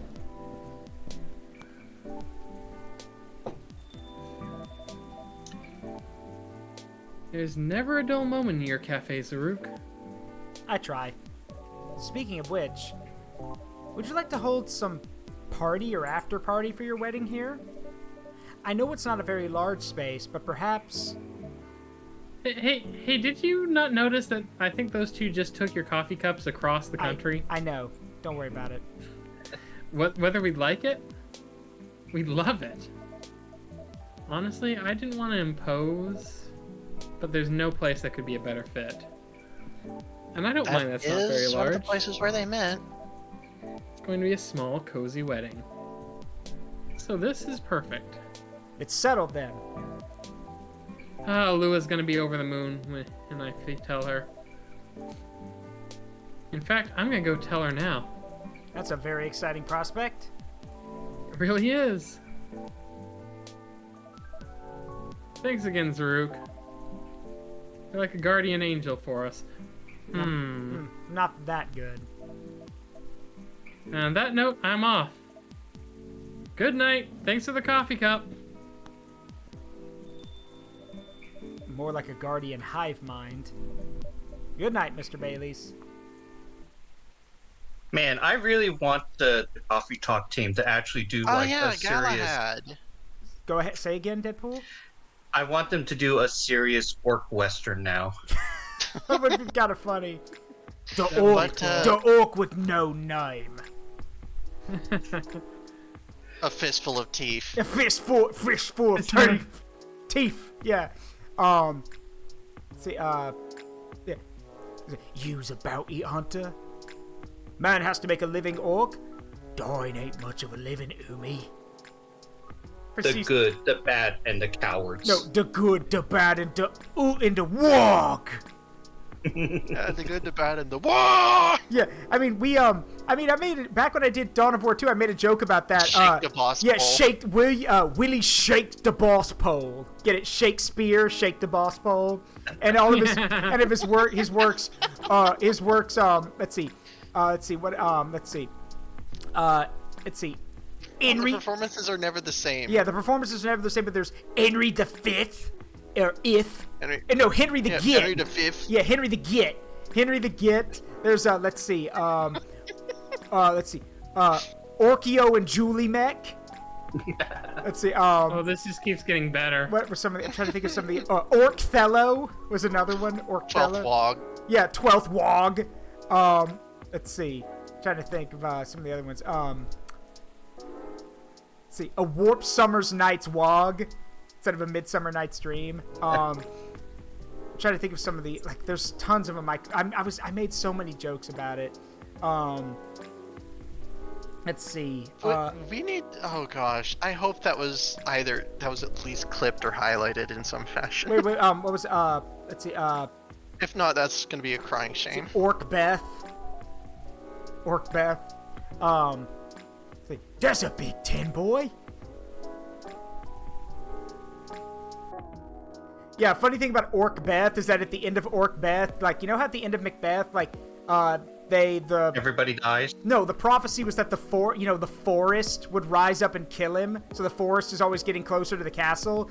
In reality, what it is in this case for Orcbeth, it's literally a bunch of goblins and orcs just holding cut out trees, and they constantly get closer to the castle, like pretending to be a tree, and nobody notices until it's too late. Right. Nikomimi driver crashes Which truck is weird. filled with catnip, suspected DUI. Oh! Well then. Wait. Oh. Hold on, wait, no, let me read them. ZXX20 virus vaccine booster ready for distribution, of course. And then UFO previously spotted by Space Guard fighters, a very determined hot air balloon. My brain just clicked that section. Are these the orcs with the red ones? Oh yeah, I'm trying to think how could we incorporate that? Yeah, Orkio and Julie Mech. Orkio wears a red suit because he wants to be first.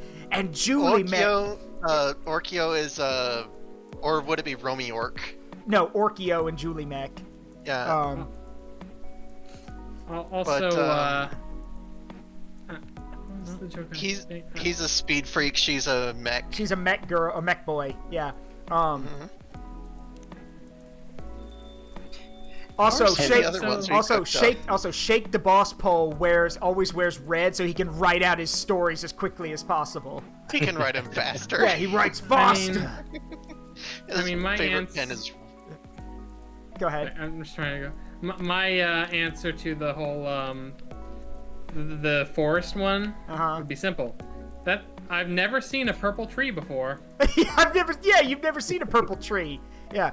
Let's see. I told my wife that she needs to embrace her mistakes. She gave me a hug. Georgie. Well, Georgie. Poor guy. Let's see. Oh, I'm the dad jokes. I'm taking an continue to easy be day posted. because self-care is important. Don't forget to take a good rest once in a while too, everyone. And then Lucas. Of course, the cat's offering the advice. Good night. Yeah. So Lucas isn't coming in. Then he went to bed. So. Let's see. Hello, Miss Aqua. Hi, Zaruk. Hi, Zaruk. Oh, sorry. You could. Yeah, you do her. Sure. Go ahead. How are you? Good, as usual. How about you? Honestly, lots of things have happened. Can I order something first, though? Of course. What would you like? Can you make me a cup of chai? Masala chai. Got it. That is tea, cinnamon, and it's tea, cinnamon, and ginger. Oh God. I missed that last stream. Oh, actually, I did it wrong. I did it backwards. It's sorry. It's tea, ginger, and cinnamon. There you go. So that has to be done like that. Yeah. I noticed that it's like 3 different quantities. Yeah. Masala chai. And if you guys if you know anyone who likes chai tea lattes, this is basically that, but this doesn't have milk in it. Cup of masala chai for the lady with eclectic tastes. First of all, let's see. That could have been taken as an insult if you're not careful. Let's see. Favorite things: Full Metal Conflict, video games in general, grandma. Let's see. That looks good on her. I like that outfit. Let's see. She's a Scylla, right? She's from Atlanta. She's a merfolk. Alright, let's see. Also... Ginger! Yeah, ginger! Thank you, it's delicious. You're welcome. So, you were saying? Oh, right. It's just, I've been busy working on my game. Ah, I see. How's it going? It's pretty difficult, but I'll manage. I'm glad to hear that. How's the contract you talked about the other day going? Oh, that. I rejected it, of course. There's no saving it, really, which is a shame. I truly like their games. But with all the shady requirements they had... For those who don't remember, Aqua's game that she was making was offered to be picked up in a contract, but as by her favorite publisher, no less. Yeah, by her favorite publisher, but the problem was that a lot of the requirements were extremely shady. Like, basically how It was a lose-lose situation. Yeah, it was a lose-lose. Aqua looks like a human female... you mean Gyarados? Yep, she... I can kind of see it. I guess I can kind of see it. Except Aqua has no fight in her at all. She's very shy and very. She doesn't have an ounce. She doesn't have an ounce of fight in her. Kajinka. I can tell they look down on us, small developers. Yeah, that I feel that happens a lot. I think now, like, I could be wrong on this, but I think a lot of video game companies now have an indie division. So, not all of them. I know Focus Home Interactive has one. Indie division is usually still in-house, so... Yes, but it's still, like, it's a smaller development team. But I know, like, Focus Home Interactive has one. They're the people who made Bolt Gun. I think Bethesda has one. It's a new Surprised thing. me. I mean, Hi-Fi Rush. Yeah, Hi-Fi Rush. So They're basically Skunkworks, let's be honest. yeah, it's Skunkworks. But I get what she means. How the companies look down on the small. Like, remember before indies became a big thing, indie developers were always Hop is also right. Yeah, creative. Yes, that's true. Again, like, that's one of the. I'm gonna be honest with you guys. It's kind of one of the reasons I never like. I always felt like that's one of the things, like, if you get into that creative sphere, like those jobs that involve creativity, you are playing a very risky game, because either your creativity gets fostered and it continues to develop, or it gets crushed immediately. There is no in between, and I hate that, because it means good ideas die because no one wants to be creative anymore. And I'm not one of those guys who says everything's a ripoff nowadays. No, that's not true, because again, there's reimaginings, but they're always something new down the line. Like, yeah, a lot of people like to say, oh, Hi-Fi Rush is just a Devil May Cry thing, except it's not, because Devil May inspired by. You can't. Yeah, Yeah, it's inspired by. It's what. Go ahead. There is also definite influence from Crypt of the Necrodancer. Yes, like it's weird. It's basically a fusion of those two, which makes it something wholly new and original. I mean, It makes it something completely different from Yeah. both. yeah, and you could also say, like, people saying, oh, well, Bolt Gun's just ripped off from Doom. It is, but the difference is that Bolt Gun also managed to blend Doom and the tabletop Warhammer game, because in the game, what? yeah. So for those who don't know, I was with Jonathan. yeah. I guess you didn't catch it last night then. So when I streamed, I Bolt, caught the tail end. Yeah, well, you didn't. What I meant was you Sorry. there's nothing new under the sun. Try looking under a rock. Yeah. So in Bolt Gun, one thing that a lot of people don't notice is that all of your weapons have a strength stat, and all of those strength stats are equal to their actual strength stat in the tabletop game. Your enemies also have a toughness stat, just like in the tabletop game. And so to effectively kill your enemies, your weapon, if you want it to be quick and not waste your time, you need to use a weapon which strength is higher than your enemy's toughness. Case in point, Bolter, strength 4, which means if you're up against something like a human, a cultist, that's toughness 3. A bolt gun shreds them. But a Chaos Marine is toughness 4. He's equal to your strength, which means you have to put a lot more rounds into him. Or, for anyone who caught the tail end of the stream where I fought a goddamn demon of Zinch, that thing has What do they call those things again? a Lord of Change. And They those just... yeah, and those things have a toughness of 7, which means That explains why you swap to the plasma gun. yeah, Plasma Gun has a strength of 7. That's how they bring in the tabletop aspect. So that's something entirely new. Let's see. And the scary thing is, if I had known what I know now, just because they were a publisher I loved a lot, I would have overlooked all that. That's understandable, though. You trusted them not to take advantage of you. Well, it has to be fair to both of us, right? Because at the end of the day, it's business. But, I don't know. Yeah. Actually, I tried negotiating with them. Because I wonder if they still had any good faith left. Don't tell Myrtle, okay? Okay. But as I expected, it really didn't go anywhere.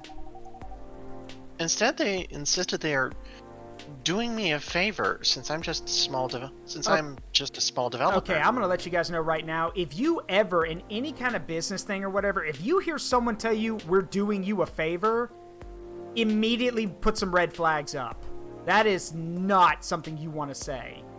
That basically, Here I was gonna say, like, slam a brick in their face. Well, the thing is, sometimes there are good companies that legitimately are doing you a favor by helping you out, but that's not. But if they lord over, Yes. if they openly lord it over you, they're not. Yeah. Yeah. Again, They're trying to get an edge over you. Yeah, here's the thing: if they openly say they're doing you a favor, Thank you, Hop. yeah.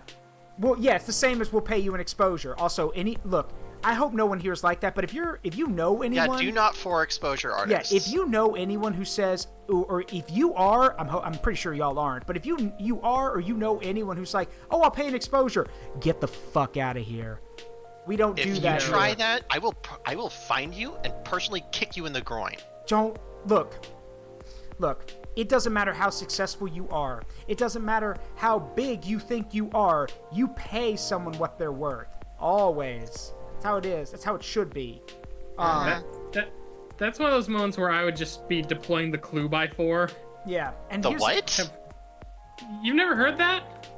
Clue by 4. Yes. The clue by 4. It's a big chunk of wood that you use to force clues into the heads of people who need it.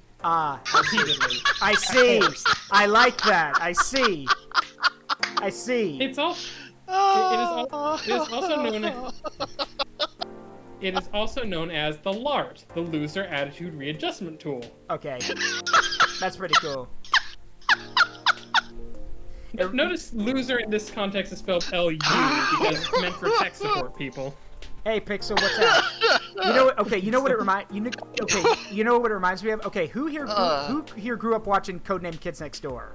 Anybody? I did. Okay, do you remember the little thing they had that was like two pieces? The splanker. Yeah, the splanker, which was basically 2 pieces of wood. Solid pine level. So nicely kicks enemy solid rear. pine loaded artillery nicely kicks enemy rear. It's literally a like a magnetic spring loaded thing that fires out and hits people.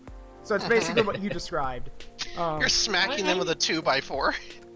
I need to get around to watching Kids Next Door because I missed that one when I was growing up. Oh, and it's good. From everything I've heard, it basically sounds like an homage to Calvin and Hobbes. It basically was. It's Calvin and Hobbes, but 007. Yeah.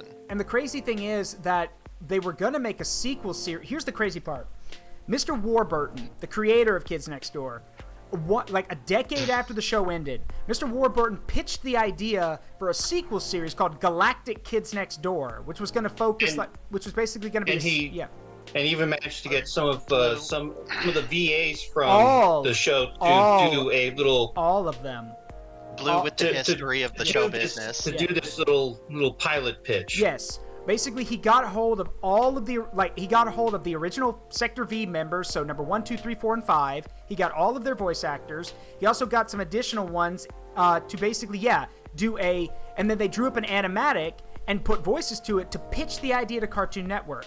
And they even had a website called Stop the GKND, where you could type in the numbers of various Kids Next Door members to see what was happening to them. And again... remind me, what year did they pitch this? I don't remember now. But here's the thing.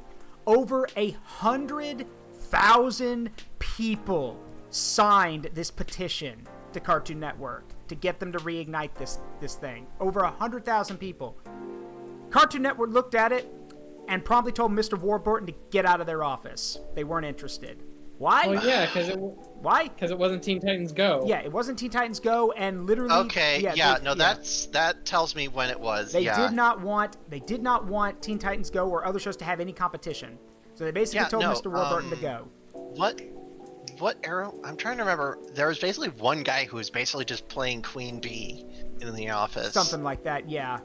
And the problem, and the problem Petty was, Kingdom. Yeah, and the problem was that there were some people in that meeting of higher ups that liked Mr. Warburton said there were some of them who liked the idea. The problem is that they saw the petition, they saw that, but he said on Twitter they were not interested in the idea at that time.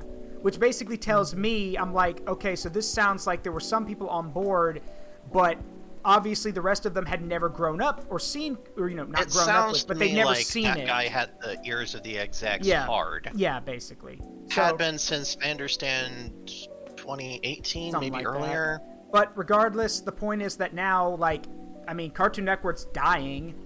Nobody watches it anymore. Yeah, by their own hand. Yeah, by their own hand. So I guarantee, and it's even worse because, fun fact for you guys, Adult Swim, for those who don't know, Adult Swim is still Adult Swim.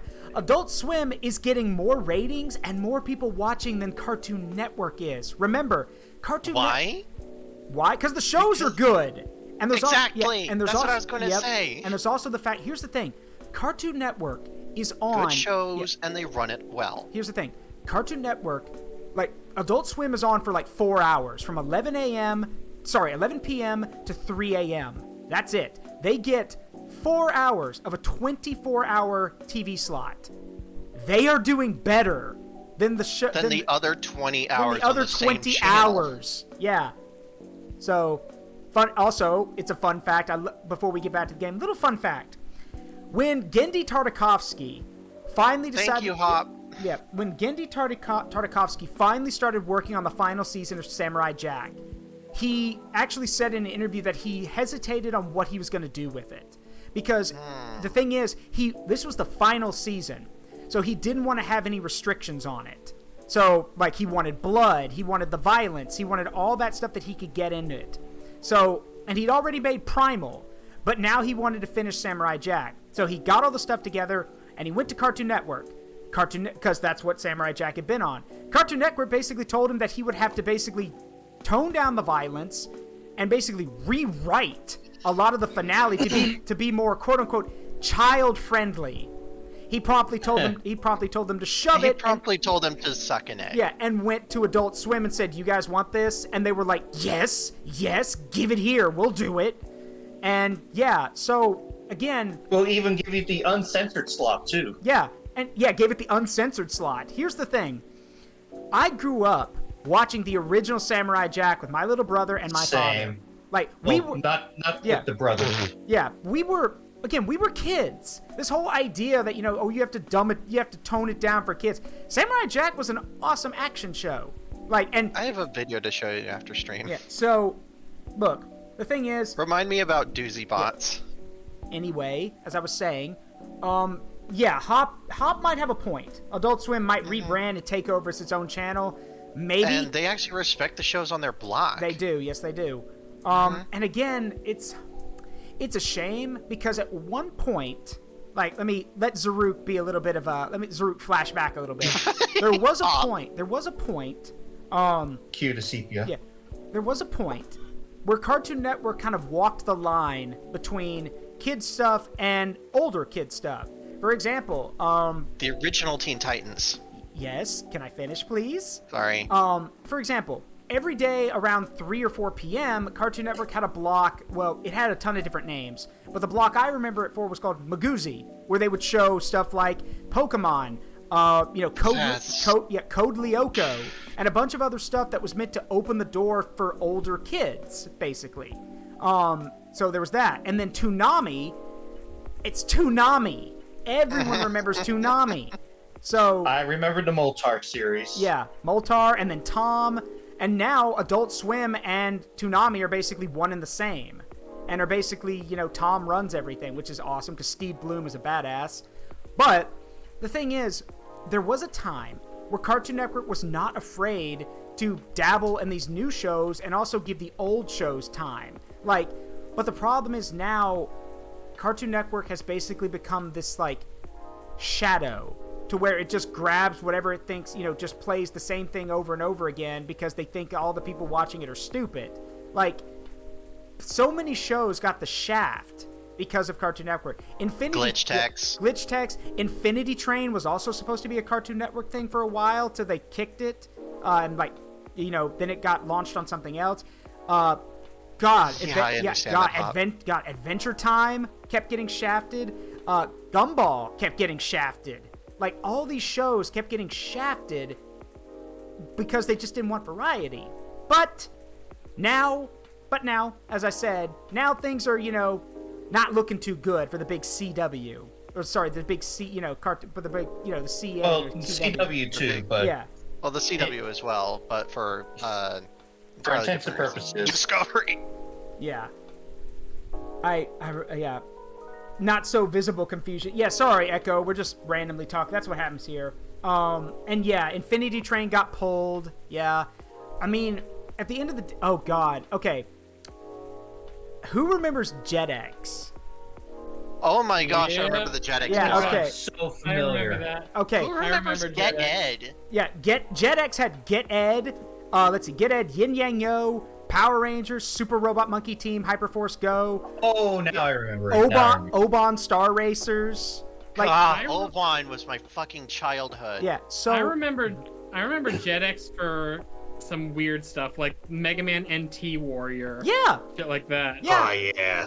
So I think I caught like one episode of that, yeah, so like the tail end. Yeah. yeah. Again, that was just it's still around in Canada, not around in the States anymore, but it's still around. Echo, what year were you born? Yeah, what year were you born, Echo?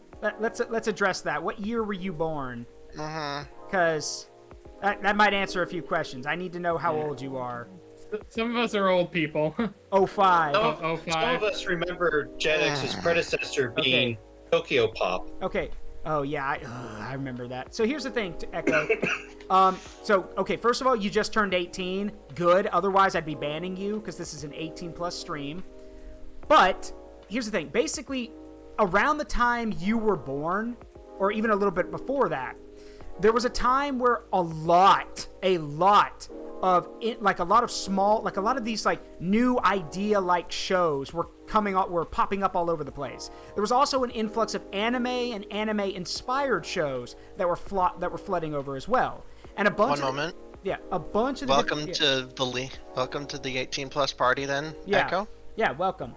So a lot of shows started getting more attention that way.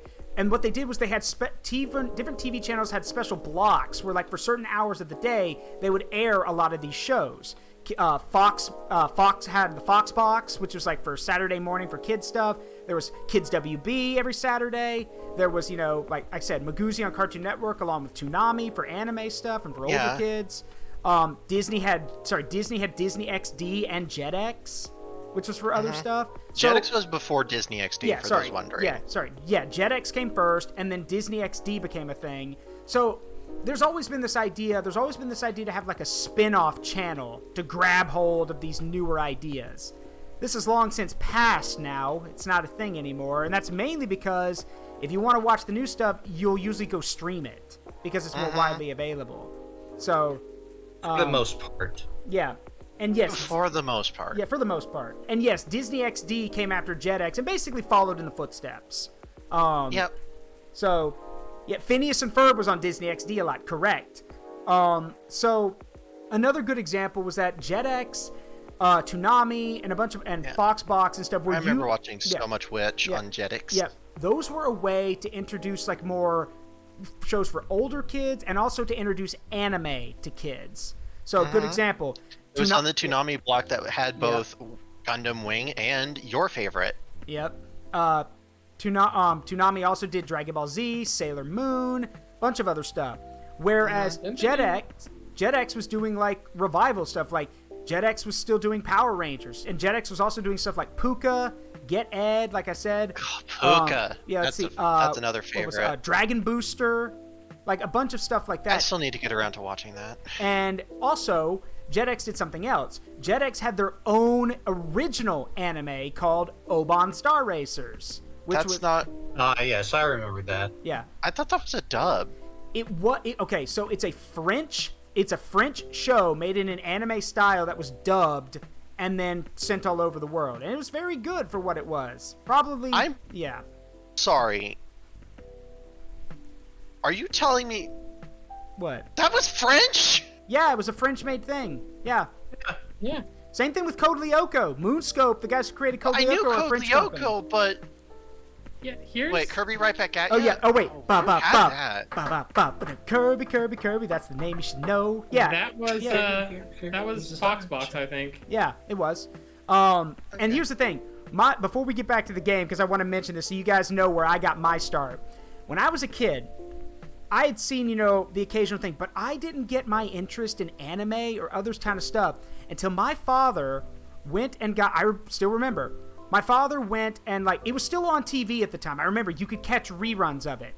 But my father would have... Rurouni Kenshin? No. I didn't... No. Oh. No. That's let me put it this later. way. No. Let me put it this way. That was later. Let me put it this way. This was an anime my father watched. And then... Fair point. Yeah, and then introduced to me. So, here's the deal. You could still catch reruns of it on Cartoon Network at the time, because this is back in like the early mid-90s when Cartoon Network was still experimenting with some of its older shows. But here's the thing. I loved this show growing up. I loved it so much, I even wore a costume of the character for Halloween. I still remember vividly what it looked like. As for the show in question, ba-da-ba-da-ba-da-dum, here comes Speed Racer. He's a demon on wheels. Yeah, he's a demon and he's gonna be chasing after someone.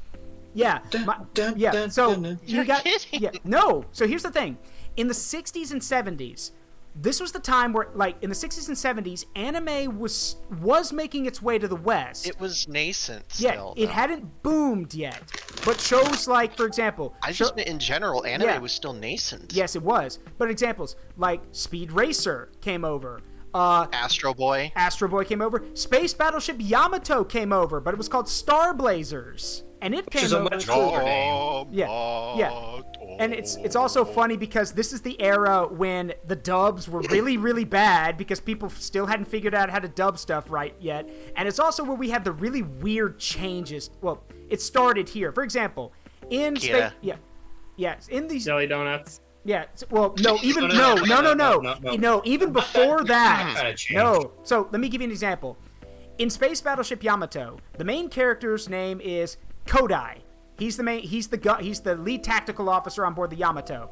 So in Star Blazers, the ship is not called the Yamato, it's called the Argo, after the mythological vessel. And Kodai is not his name. His name is Wildstar.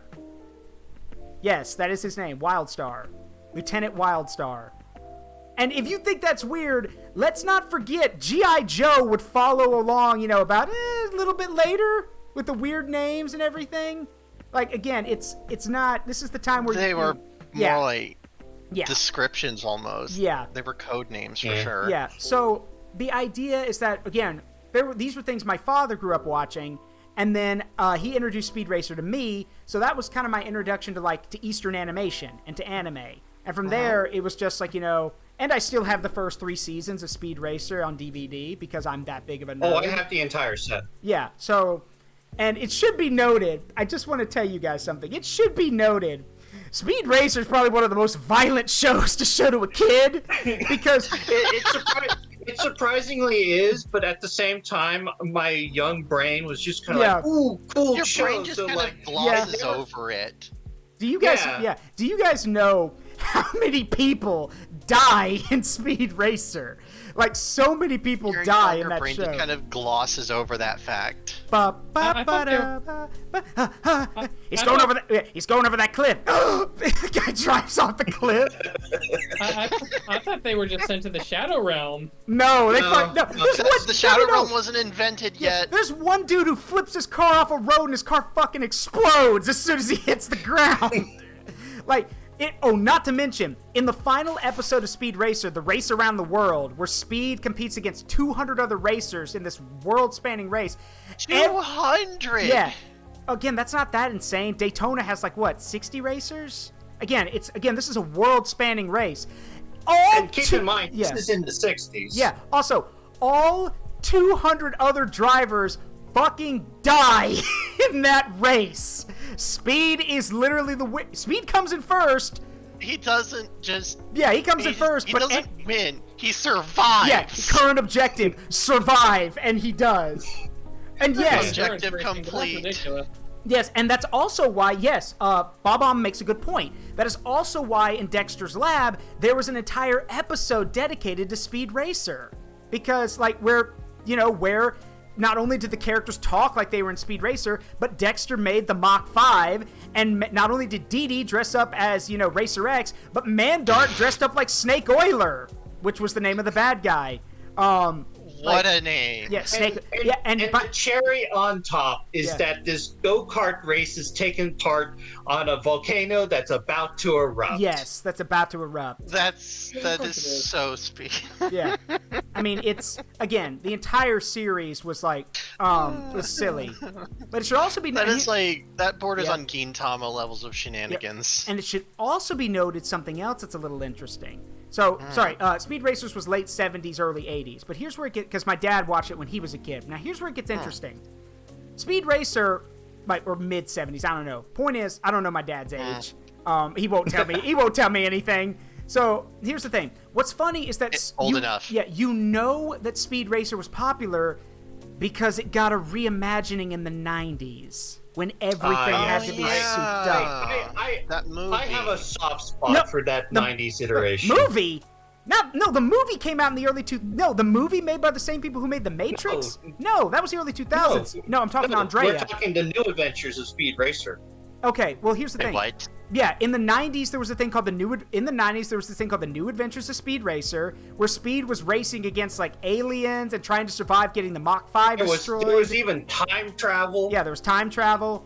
Yeah. Cyborgs. Yep. And then there was like I am tempted to take off my headset and walk away right now. And then later, this is getting out of hand. And then later, in the early 2000s, there was Speed Racer X, which was like a more anime version of it. It was okay. Yeah. But then, come the late 2000s, early 2010s, we had Speed Racer: The Next Generation, which actually went and grabbed all of the almost all of the original actors from the 70s Speed Racer show and brought them in to voice characters with a new generation. Like, sadly, the original voice for Speed Racer was not able to attend for the next thing that came in that line. Yeah, sadly. But he was able to make it to the first debut for it. Yeah, he was. So, again, that just goes to show that the show was Oh, yeah, Johnny Quest was another popular one. Which is later on, Johnny Test. Yeah. Later was the 80s bring back for Johnny Quest, and then following that was the real adventures of Johnny Quest. Where they had like the weird digital CGI scenes and everything. I became aware of the old Johnny Quest as a result of the new adventures, and and I also managed to get a chance to binge it, and wow, is that a stark contrast between first and second season? Because the first season is like super amazing animation quality, and the second one is like it's dialed down, but yet it hasn't lost any momentum. That's wild for me. And then we also have things like, you got to understand the late 90s, and then early 2000s were when CGI was starting to become a new thing, and people were wanting to experiment with it. So we got things like Max Steel, which was God, there's some which was interesting. You unlocked some memories there. Which was interesting. Beast Wars, Beast Machines. Max Steel.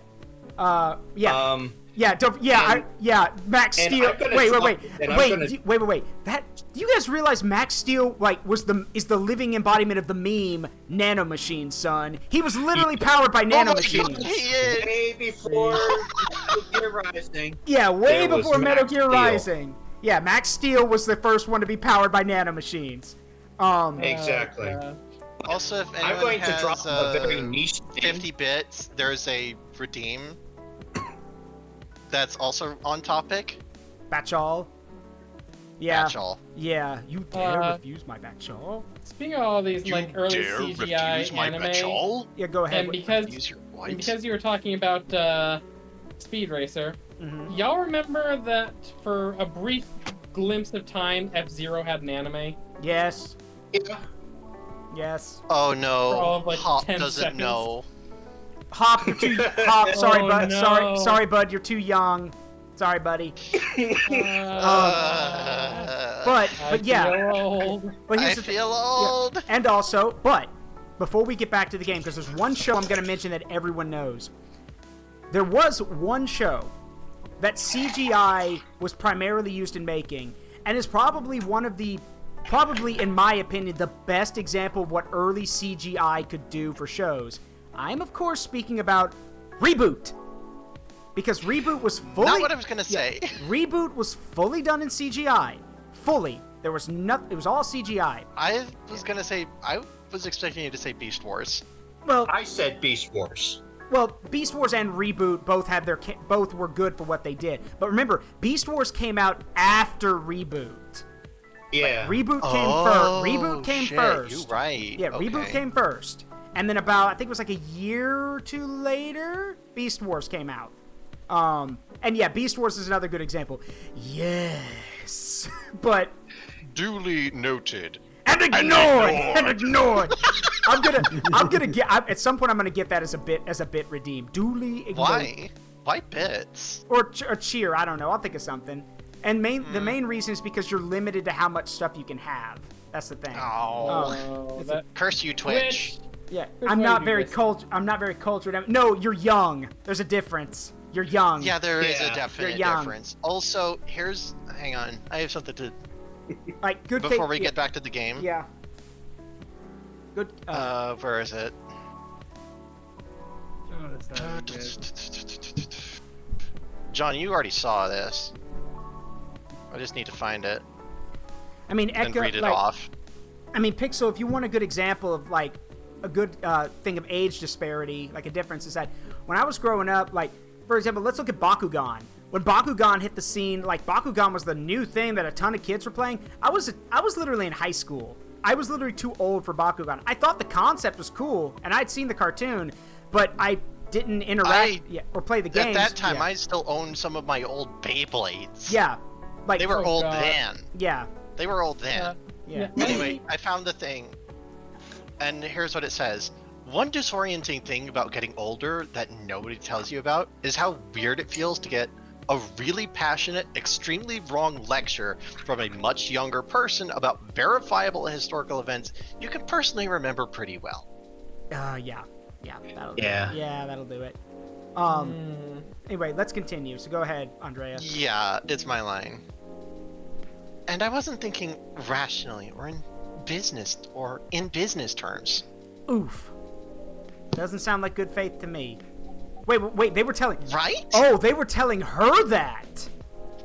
That they were doing her a favor and that she wasn't thinking rationally or in business terms. Oh, God. That's all the red flags. Yeah, no, that is like... That's that's- every red flag. What That's were enough. you? Who were That's- you negotiating? Were you How many negotiating with pawns Electronic could that- Arts? Yeah, good God. How many pawns could that scum cover?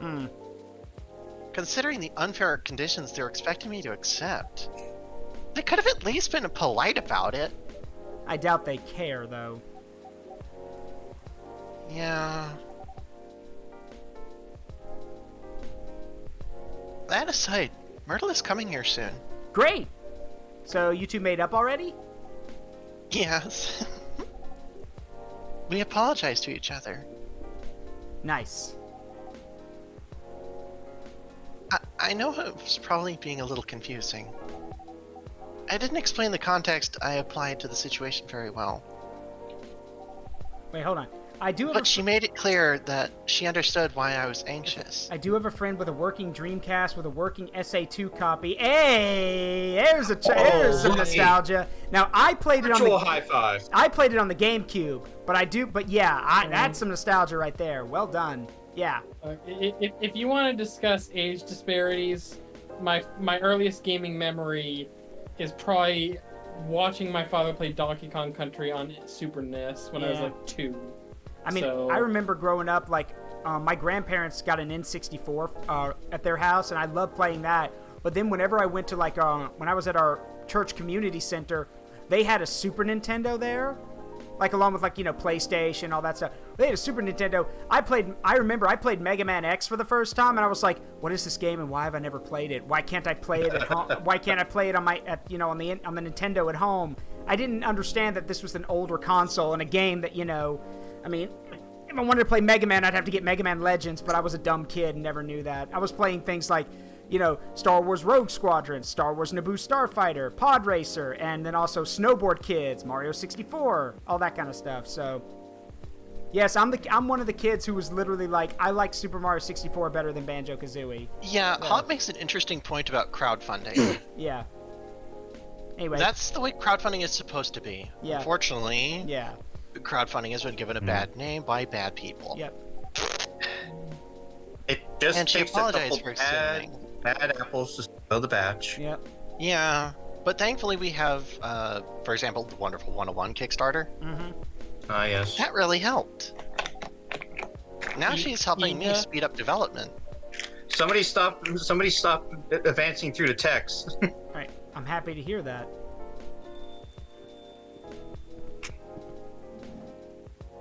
There she is. Hey, Oh. We were just talking about you. okay. Nothing too terrible, I hope. Don't worry, only all the good stuff. Yes, I saw that hop. Anyway, sorry, Zaruk, I won't be ordering today. Why?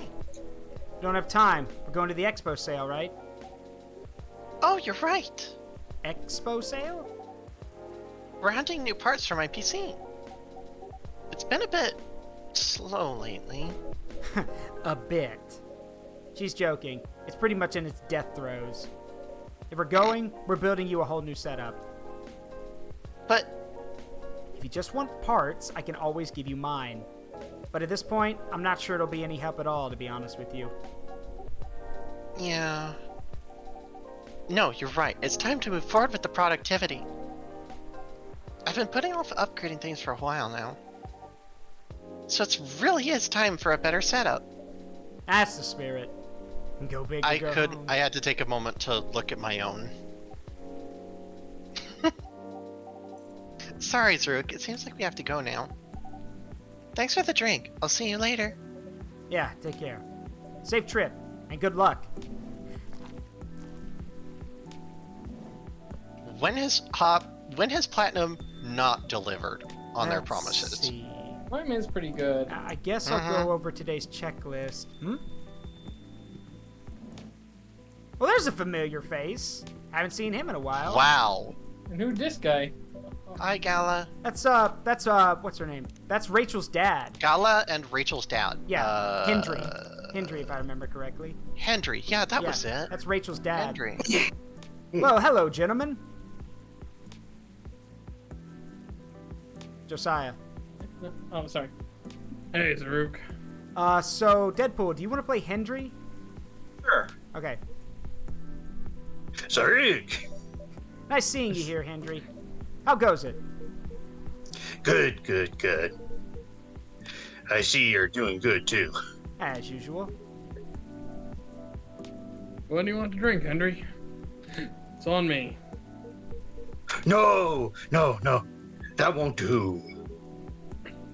Well, let's talk about bills later. So what will it be? Uh-oh. Josiah? Sorry, my John, you okay? yeah, my Discord just decided to be stupid. Ah, Aw. it decided to socket fork. Got it. It committed to step on Lego. Ha. You first. You sure? Okie dokie. I'll have one STMJ, please, good sir. All right, we've made that. They've been before. ordering a lot of STMJs this game. Milk. That's milk, ginger, and it's milk. It's moo juice, ginger, and honey. Moo juice, ginger, and honey. And then eggy. Eggy. Yeah, one eggy. All right. One STMJ coming up. Smells nice. Spot on. Thanks, Zaruk. You're very welcome. How about you, sir? Oh, it's my turn? Something with ginger, please. Anything else with that? Well, what would you recommend? Anything from your new tea line's fine. Oh, I see you have a new select. Yes, we have blue pea and hibiscus tea available. Splendid hibiscus, huh?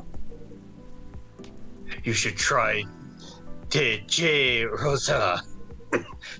Sorry, Hey, hey, Rosella. I was trying to say that with voice. Oh no, it's cool.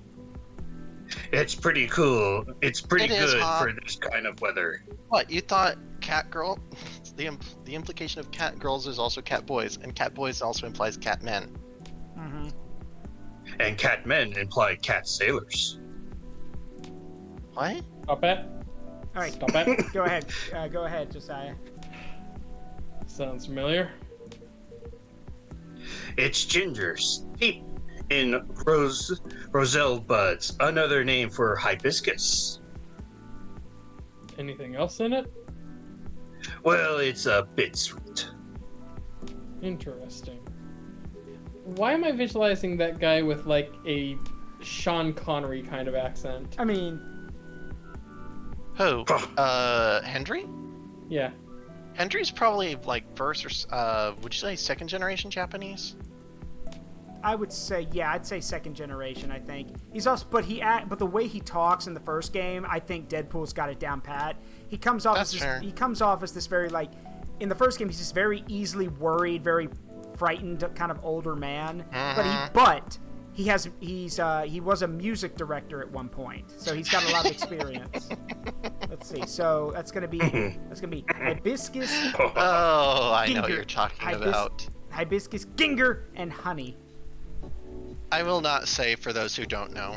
Well, no, he was no. That's the reason he No, helped. I was talking about what fountains. Oh.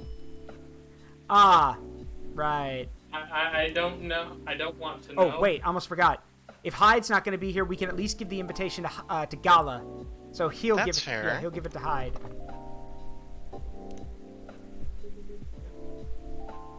What's this? Oh, it's Bailey and Lua's wedding invitation Really? for Hyde. Oh. The date is really soon. Could you pass it along to him since I'm not sure when he'll be here? Alright, sure. Thank you. A piping cup of Tejahe Rosella for you. Thanks. What do you think, Hendry? Look any good? Uh-oh. I saw the chuckle. It looks about right. It smells good to try it. They're being old men. Yeah. Yep, It's always good. nice to act your age for once. Yep, it's good. Glad I passed your impromptu test.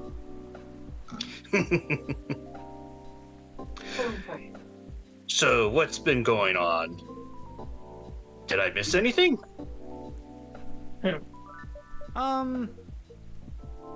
Something happened, didn't it? You can say that. I think the officer's coming too, by the way. Alright. As for me, I'm just glad my fury is over. Are you okay, though? I'm fine, as you can see. How are you managing, Hendry? Did you get your checkup? I did! Rachel pestered me to get it done all week, so I had to do it. Cat's hating the. Yeah. But man, it feels good to They get really it over are with. cats, huh? There's no doubt I need to slow down. I can feel it in my bones. I feel it in my butt. No, that's something else. Time is a harsh mistress, as they say. Ain't that the truth? But I don't think you get to complain though. Why not? You know my body isn't what it used to be anymore. Oh? I mean, compared to my prime. 50 years ago. Hmm. I'm kidding.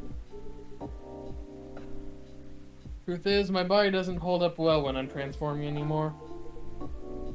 Oh, is that so? Yep. Soreness doesn't go away as quick as it used to. It's harder to get up in the morning after all that. Ah. Like today. I know that feeling all too well. Especially in this kind of weather. Ugh. So why are you Oh? in Seattle? It's like my body knows if a storm's gonna get worse. Like right now. No weather forecast can match the accuracy of my joints. He's chucking. Chuckling. Well, lucky for you, ginger is great for sore muscles. Yeah.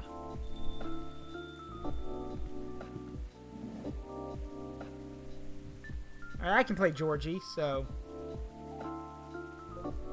Hey, folks. The man of the hour. Hiya, Georgie. Zaruk, what I miss? Some very important weather talk. Is that so? Sounds like I missed a ton, then. How are you? How am I? If you're talking about my case, well, I don't even know where to begin. Usually the beginning helps. Hendry, you know nothing about what I'm about to say, right? No. What are we talking about? Zaruk, you should have primed him before I got here. My bad. In my defense, I didn't know you were coming until Mr. Gala mentioned it. Excuses. I'll help explain it to Henry. In short, there's been a string of car vandalisms nearby. Oh? One cut later. Howard blah! So he's trying to figure out if the tree being gone has anything to do with the case. And that's where we are now. Look at his eyes. Yeah. Yep. That's about it. I love how they did a fade out. Again. Anything new happened since? Well, Well, I tried something. I set a few candles where the tree was. I used my lighter and things happened. With a wisp? mind backing up a little bit? Feels like there's a lot of context missing here. Well, I'm warning you. Everything I'm about to tell you is real. It'll sound a little crazy, but no, I haven't lost it yet. Got I'm it? a werewolf. Georgie, I'm a werewolf. I know what you are, but I'm not, so sometimes humans like to indulge a little tall tale here and there. Now then, loud and clear, sir. I told Zaruk... Also, werewolves are Yeah. kind of accepted in society. I told Zaruk about my lighter a while ago. How it might be connected to the fairy market we talked about before.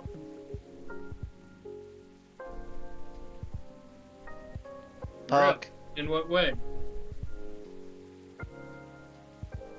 The lighter was my grandpa's, and there's a Oh. chance he bought it from there.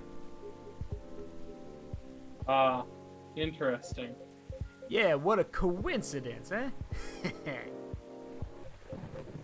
Oh, for Pete's sake. Not My, a coincidence. Anyways, my daughter likes this sort of mystery stuff, right? After talking to her about what's been going on, she believed my lighter was the key to making sense of all this. And gave me some pointers. So, I went back there last night. To the spot, you know? To where the tree used to be. I lit a few candles there and put the lighter right in the middle of it all. I'll be honest, it was spooky as heck.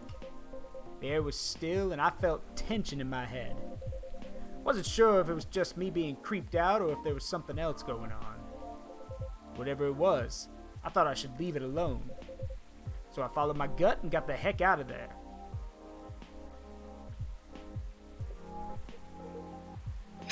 then, what happened? Don't keep me in suspense. It blew up. What? What? What do you mean, what? The lighter. It just blew up. What? What? What? What do you mean, blew up? What? Like a firework? Okay. What?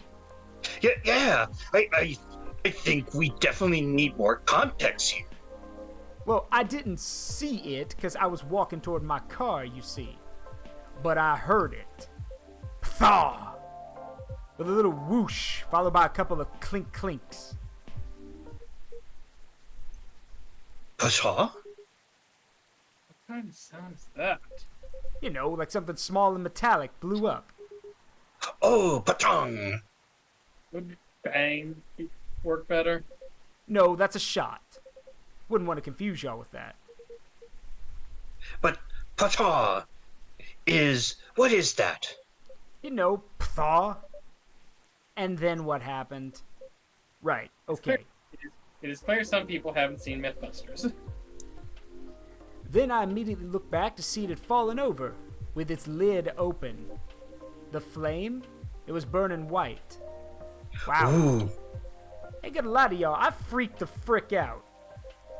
But before I could do anything, two small figures emerged from the corner, walking toward the lighter. Did they see you? Yeah, they did. They expected my lighter while I was just standing there. Then they asked me straight up, "Is this lighter yours, guy?" I said, "Yeah." And I fired a question back. "Are you the ones who've been messing with cars around here lately?" And they said yes. Ooh. Gripping. Well, sounds like case closed. So, they weren't ghosts. Hell no. Thank God for that. Then who are they? Let's just say they were close friends of the deceased. They're part of the fairy folk, but I didn't expect them at all. Didn't expect... Do you know them? Kinda. In fact, they own the Gnome Noms near my place. Oh, wow. It's a... Oh. Did Oh, they... Zaruk. Yeah? You know what that means? What? Oh, me old chap. It's not... No! No! No! it's You stop! You shut! You shut! We will not... That is a dead meme, and we will not be reviving it in this forest. You shut! I will literally send a magical hand to shut your mouth. Shut. Shut. Alright. But, yes. I have no clue what that is, and I have no plans to know. Josiah? ancient No, text. Josiah? No. Send him the meme. Excuse me a moment. Send him the meme. This was basically the best way I can describe it.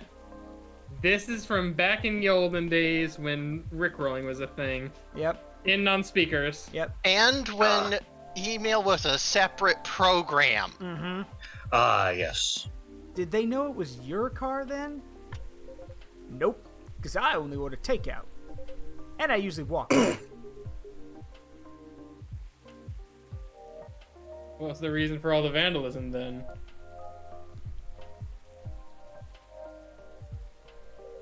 It all started because of a broken promise. And we have to start way back for that. Y'all remember why that tree was there in the first place, right? Yeah. The Treasure Kitten Run. At the time, the court ruling practically let the driver off the hook outside the DUI charge. Well, it sparked a huge protest. Oh, hold on. Good. In response to it, the mayor at the time gave his word to the victim's family. He promised to keep the tree as a landmark for the community. And the vow was kept well after his tenure was over. But he died a few years ago. And we all know what recently happened to the tree. I see. So it was their attempt to keep the memory alive. Not just for their friend, but as remembrance of the injustice as well. And after all the urban renewals this city's gone through, makes sense if the community that used to be there is gone by now. That's right. There used to be a lot of veteran housing and low-rise apartments in the area. Now it's filled with never-ending projects. Oh, we're going here, are we? You okay? Oh, yeah. Sorry. Something about it bothers me a bit. Like what? Andrea! Their unique disposition after they pass. Of course that gets clipped. It bothers me that their own memories are insufficient to ensure their existence. And by failing to remember, we, the outside party, will also gradually lose track of their existence. Just don't feel right to me. I get what you mean. An odd erasure of existence. But apparently that's why they keep animals. The Gnome Nom owners told me they have a large mastiff living in their place. Others even take care of multiple animals at once. Interesting. Suppose that's why some folk prefer living near the wilderness. But animals don't live long either. Right. But the erasure starts happening. They're completely forgotten, correct? Something like that, I guess. I'm not sure. Right. Okay. But doesn't that normally happen anyway? How do we pay respects or remember who died a long time ago? Like our ancestors, for example. It's our call whether to remember them or not. Every April, Rachel and I would visit my wife's grave. We used to visit her grandparents' graves too. If our extended family was visiting, they'd join us. We'd clean their gravestone, bring food, and have a feast while catching up. It's how Nekomimis honor the dead, and I'm sure other cultures have their own ways too. Kind of sounds a little bit like Dias de los Muertos in their own way, I guess. I was thinking that they're just very Japanese. Yeah, that's personally. true. Right. I truly think continuing the tradition is something we do for ourselves, though. To remember the deceased and all the reasons they matter to us. So, except for the weird erasure part, it sounds par to me. It's the effort of the living to remember the dead anyway. You're right. Unless you believe in life after death, memories are for us, not for the dead. ROM. Exactly.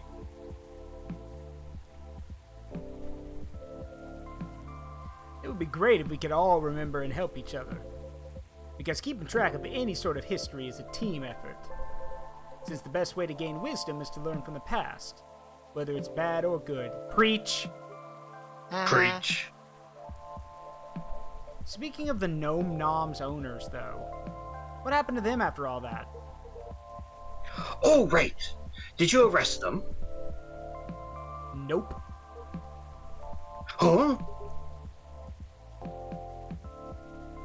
Are you gonna let him go? Not necessarily. But I got an idea on what I have to do. Right now, I'm just happy there's no ghosts involved.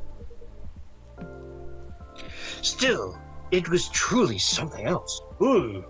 Yeah, what a night it must have been. It is what it is. It is what it is. It is what it is. They don't think is how it be, but it do. What's up, big guy? I think I have that. Something on your mind? No, nothing. Shame about that lighter of yours, though. Oh yeah, it's probably busted, right? That's the thing. It works just fine. Not even a scratch. Really? But that thing blew up, didn't it? Is it made out of Nintendium? Like a tongue? Heck, we even debated the sound effects and everything. As I said, it still works fine. So I don't know what else to tell you. I see. I bet the developers didn't want to make a new asset for the lighter. You want to know what I think? No.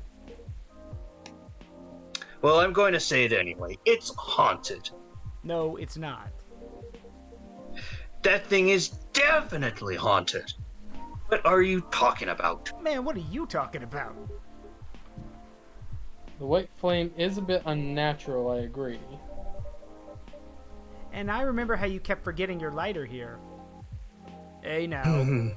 A man is allowed to forget stuff as he gets older, no? As for the blowing up, it's probably a well-timed bad chemical reaction or something. That thing is real old, after all. If that's the case, you might want to stop carrying it around.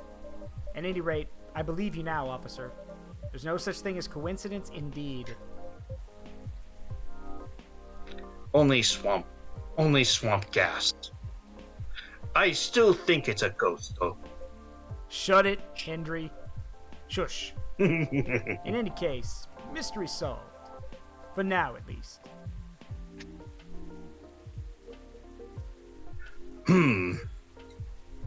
Huh. Oh no! I think I. Oh! Now! I didn't realize I missed multiple messages earlier. Gross in your story. Damn it! I keep forgetting to switch this off of vibrate. Sorry to rush off. I'll see you all again next time.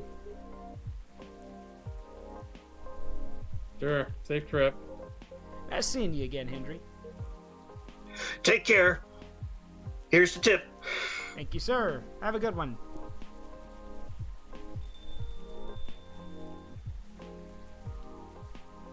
Let me move over there. By the way, Zaruk, Yeah. because Amina's not here. No, I think she Do is some- here. Well, I don't think she's in. I don't know if she's in the chat, but because she's not saying much, might be a good time to grab a drink of water, compadre. Yeah, you're right. I know I am. You know, all that talking made me thirsty. You want anything? I'm good. Alright, that was some really good timing, I'm not gonna lie. Timing. Then one espresso from me, please. You got it. One thing of espresso coming up. Alright, and right, we need to give him Riona's number.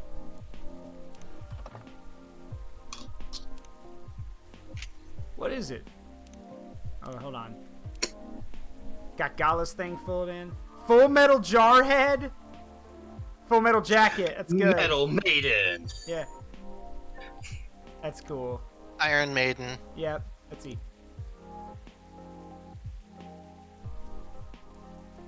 Alright, let's see.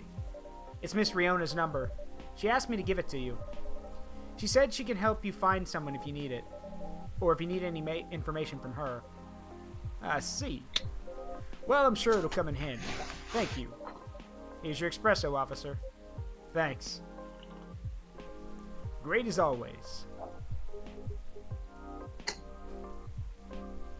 So what's next, officer?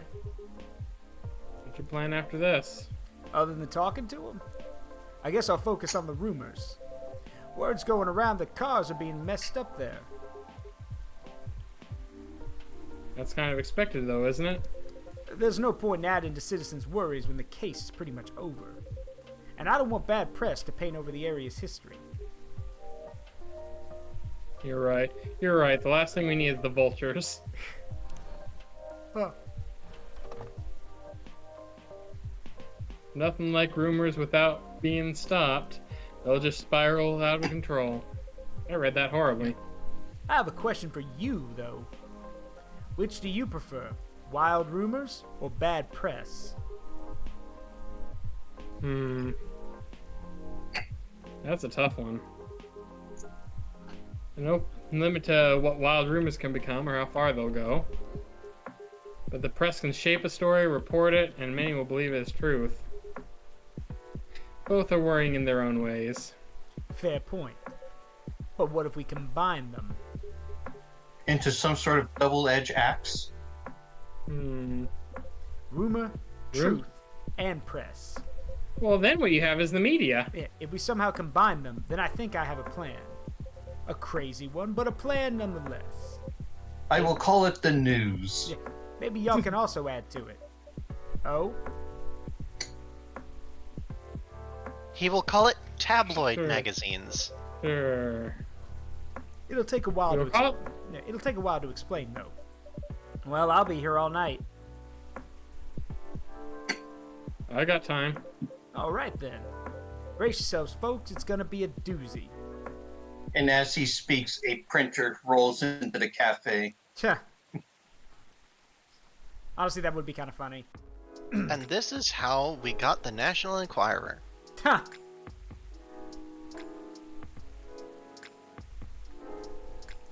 Really? I was gonna go for Gawker magazine.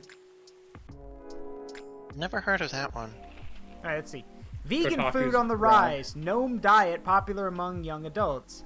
Box office movie High Weapon hits astonishing $2 billion worldwide.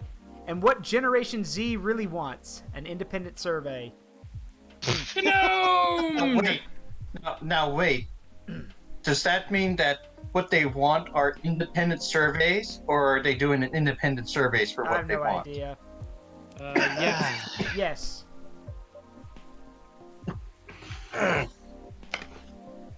Let's see. First day of October. Yep.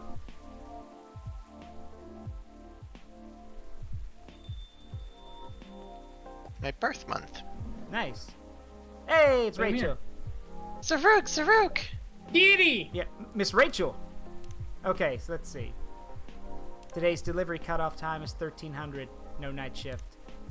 So we might see her. We had a break-in the office and just played board games for hours. It was fun. Oh, we had a break in the office. Oh, a break.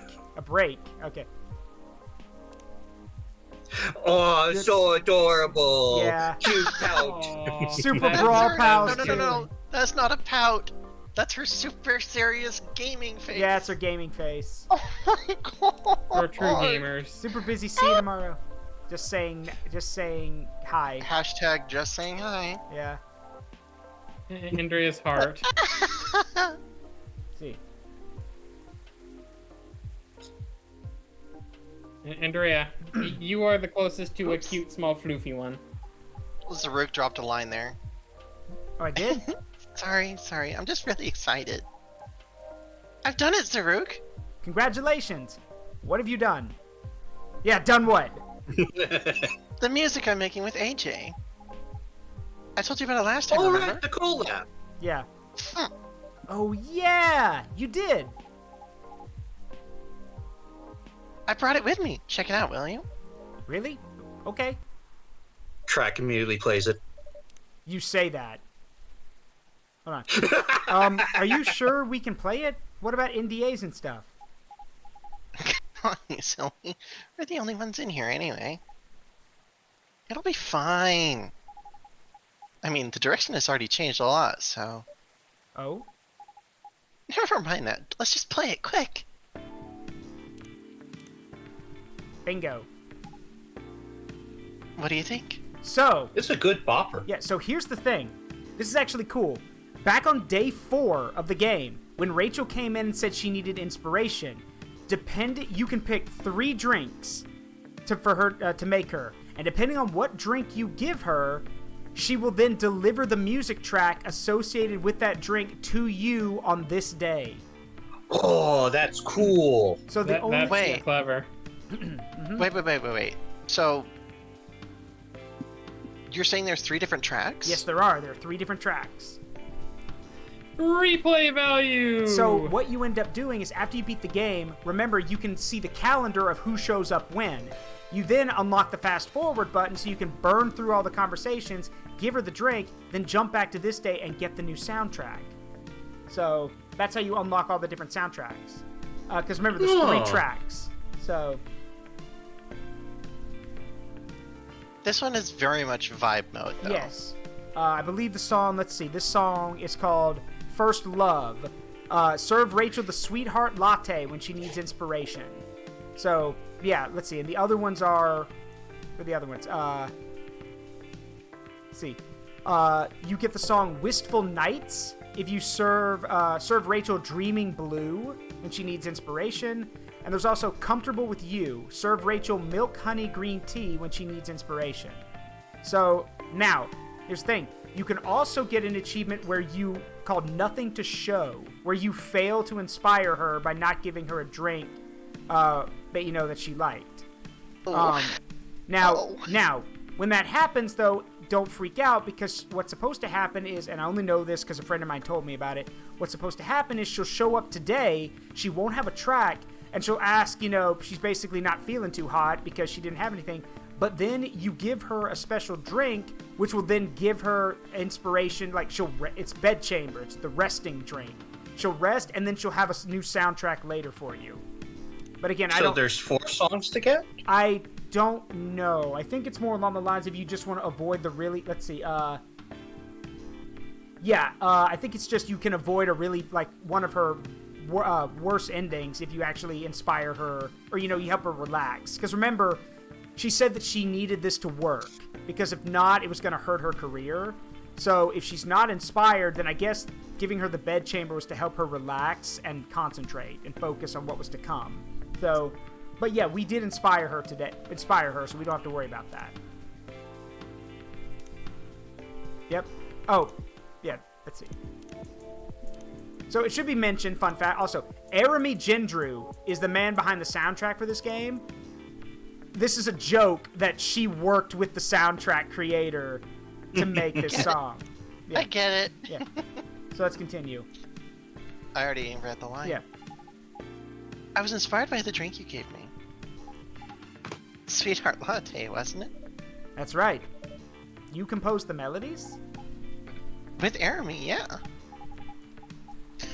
So, like, I know with a name like Sweetheart Latte, you'd expect something a little more fun sounding, right? But hearing how you made the drink reminded me of something. Like a new love's beginning, or thinking about your crush. The sourness of anxiety and the sweetness of a promise. There are a lot of steps to keep the delicate balance going until you get to the point where you decide to confess. Why is this still... I can definitely feel it. Yeah. I think I see where you're going with this. Yeah, just like the drink, right? It needs the perfect balance of ingredients and temperature to mix properly, doesn't it? Or it would curdle. Yeah. That's a really interesting take on the name. There's just one thing I'm wondering about. What is it? If this is supposed to be your new single, wouldn't everyone expect to hear your voice? I know, but I'm planning something. You'll see. How are you, by the way, Zaruk? Just fine. Business as usual. Wait, I almost forgot. Did Dad come here last night? Hendry? Yeah, he did. He was meeting up with Mr. Gala, actually. Okay, that's good to know. Why do you ask? He didn't reply to my text last night. So I wondered what he was doing. He was engrossed by a story by Jordan. Yeah, just some old guys talking stories, that's all. I see. Do you two not see each other often? What do you mean? I just saw him this morning. We still live under the same roof, after all. Oh, what a surprise. I thought you'd been raring to move out by the time you turned 21. Well... In this economy? You're not wrong in thinking Yeah, in that. this economy? But Dad's getting older, you know? He's becoming forgetful too, so I'm a little bit worried. Oh no. He might be 40 years old with She's her father's daughter. Yeah. He might be 40 years old with dementia. And he might be 40 years old with dementia. And no, I'm gonna stop. Sorry.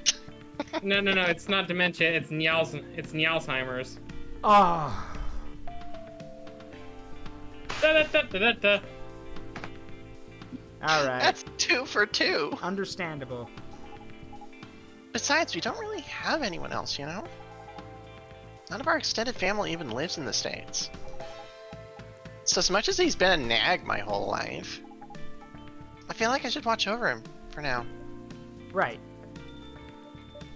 Hello, welcome. But- I'm gonna be real with you Oh, guys. boy. I'm gonna be real with you guys. I'm the type of guy, like, if I heard this soundtrack playing, I would be dancing, like, just dancing back behind the counter. I don't give a shit who sees.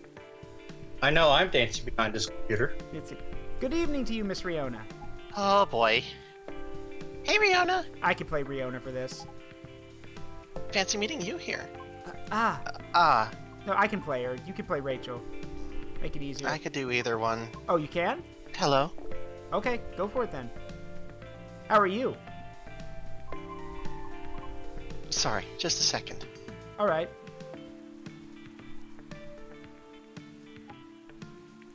Huh. Is she alright? I'm not sure. Hmm. Oh well, I'll just get a drink first.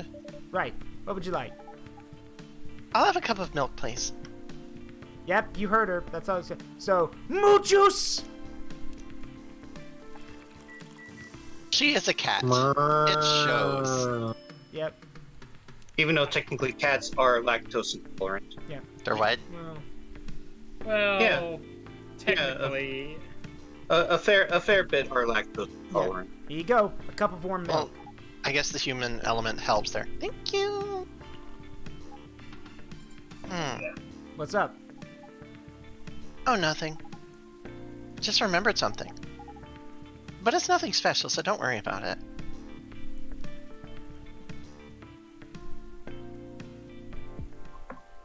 Let's see. Soundtrack shift. Yep. One second. Why is this? Oh, right. Hey, we unlocked your whole thing. Nice. Nice. Well, what's still lit up over here? Ah, now playing all song. Well, hold on. Come back here. Thanks to all of you. Why is- Oh, I mean, yeah. There. Oh, it's one of these dumb things Yeah. where it's like it won't register that you've done it Till I unless click you. it. Yeah. actually- Yeah. Let's see. no. I think I'm sad? Oh, she's actually got tears in her eyes. That's new. Oh dear. Whoa. Y'all saw that too, right? I think that was just a frame glitch Yeah, thing. sprite glitch. It Yeah. looked like, yeah, Yeah. animations and all that. What's wrong? That's right, Riona. What's wrong?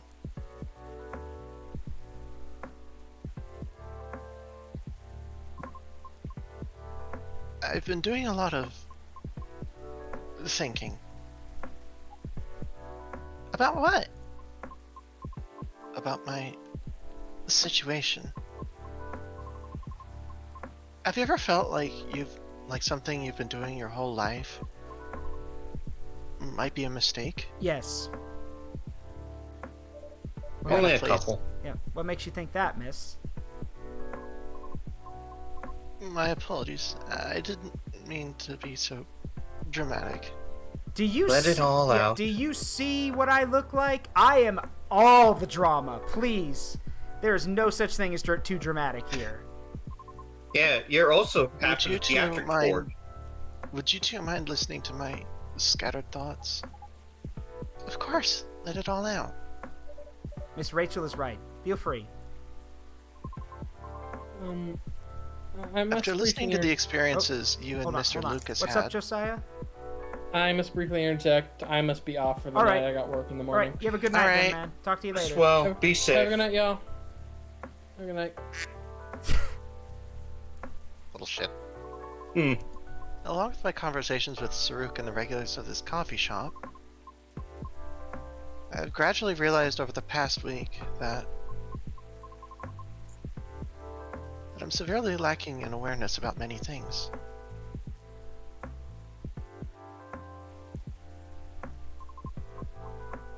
And what makes it more troubling is, it's likely my ignorance was on purpose? Ignorance? On purpose? What do you mean?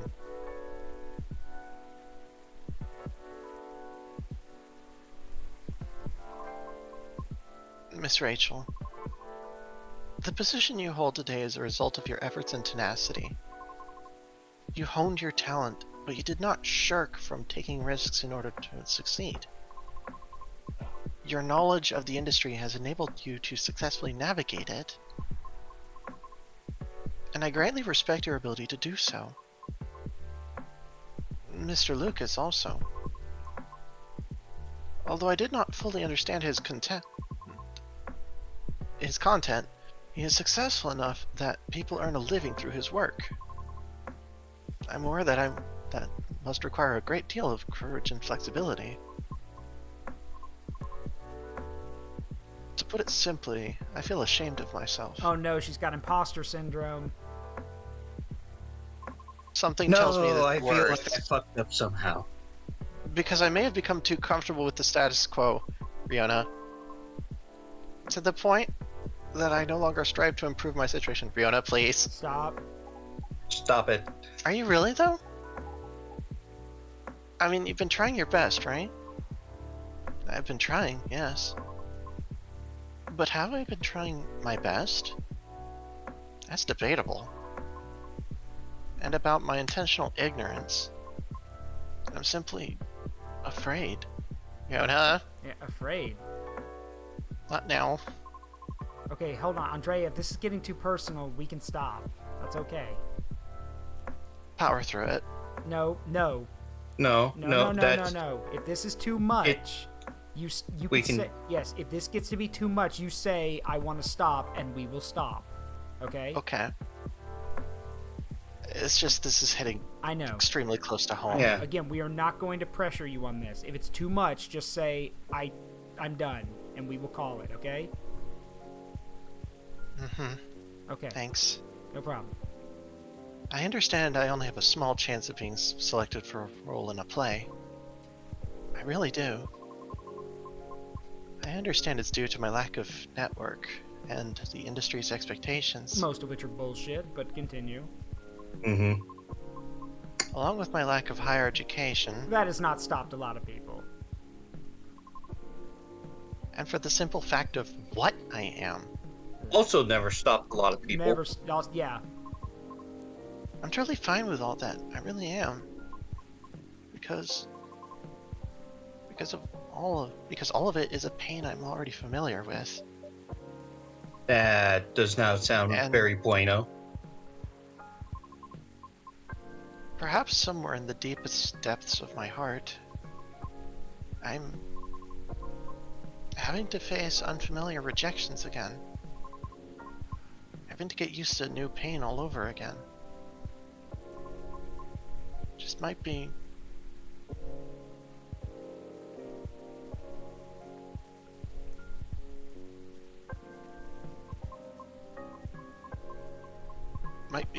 difficult. Miss. I apologize for all this ruckus. I didn't mean to. Miss Riona, would you please allow me to make you a drink? It's on the house. But Zaruk insists, right? Right. And I won't take nah for an answer. What was the pie you ate the other day? The blueberry hibiscus mint pie? Did you like it? I did. Quite a lot, actually. Then I'll make something special just for you. Could you tell me its flavor profile? Give me a moment. The blueberry was very sweet and fresh. The crust was buttery. The flavor was enhanced by the tartness of hibiscus and the herbal coolness of mint. Just a very sweet blueberry pie with hibiscus and mint. I got you.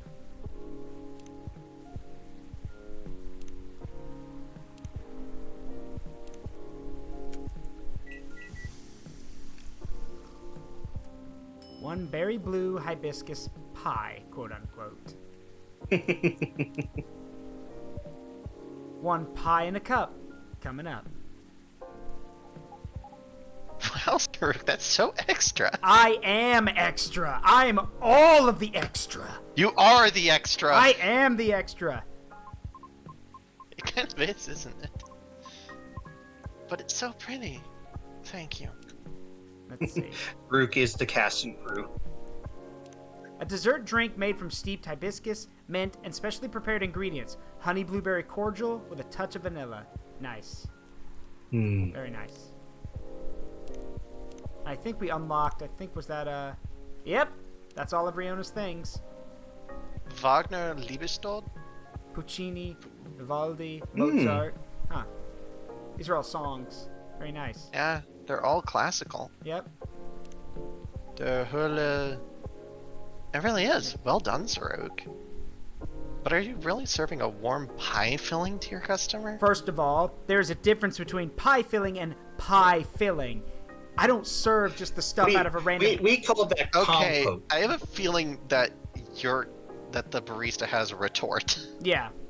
Just by her Yeah, speech. it's not a pie filling. I simply make fruit cordials with honey. And I just happen to have the blueberry one on hand.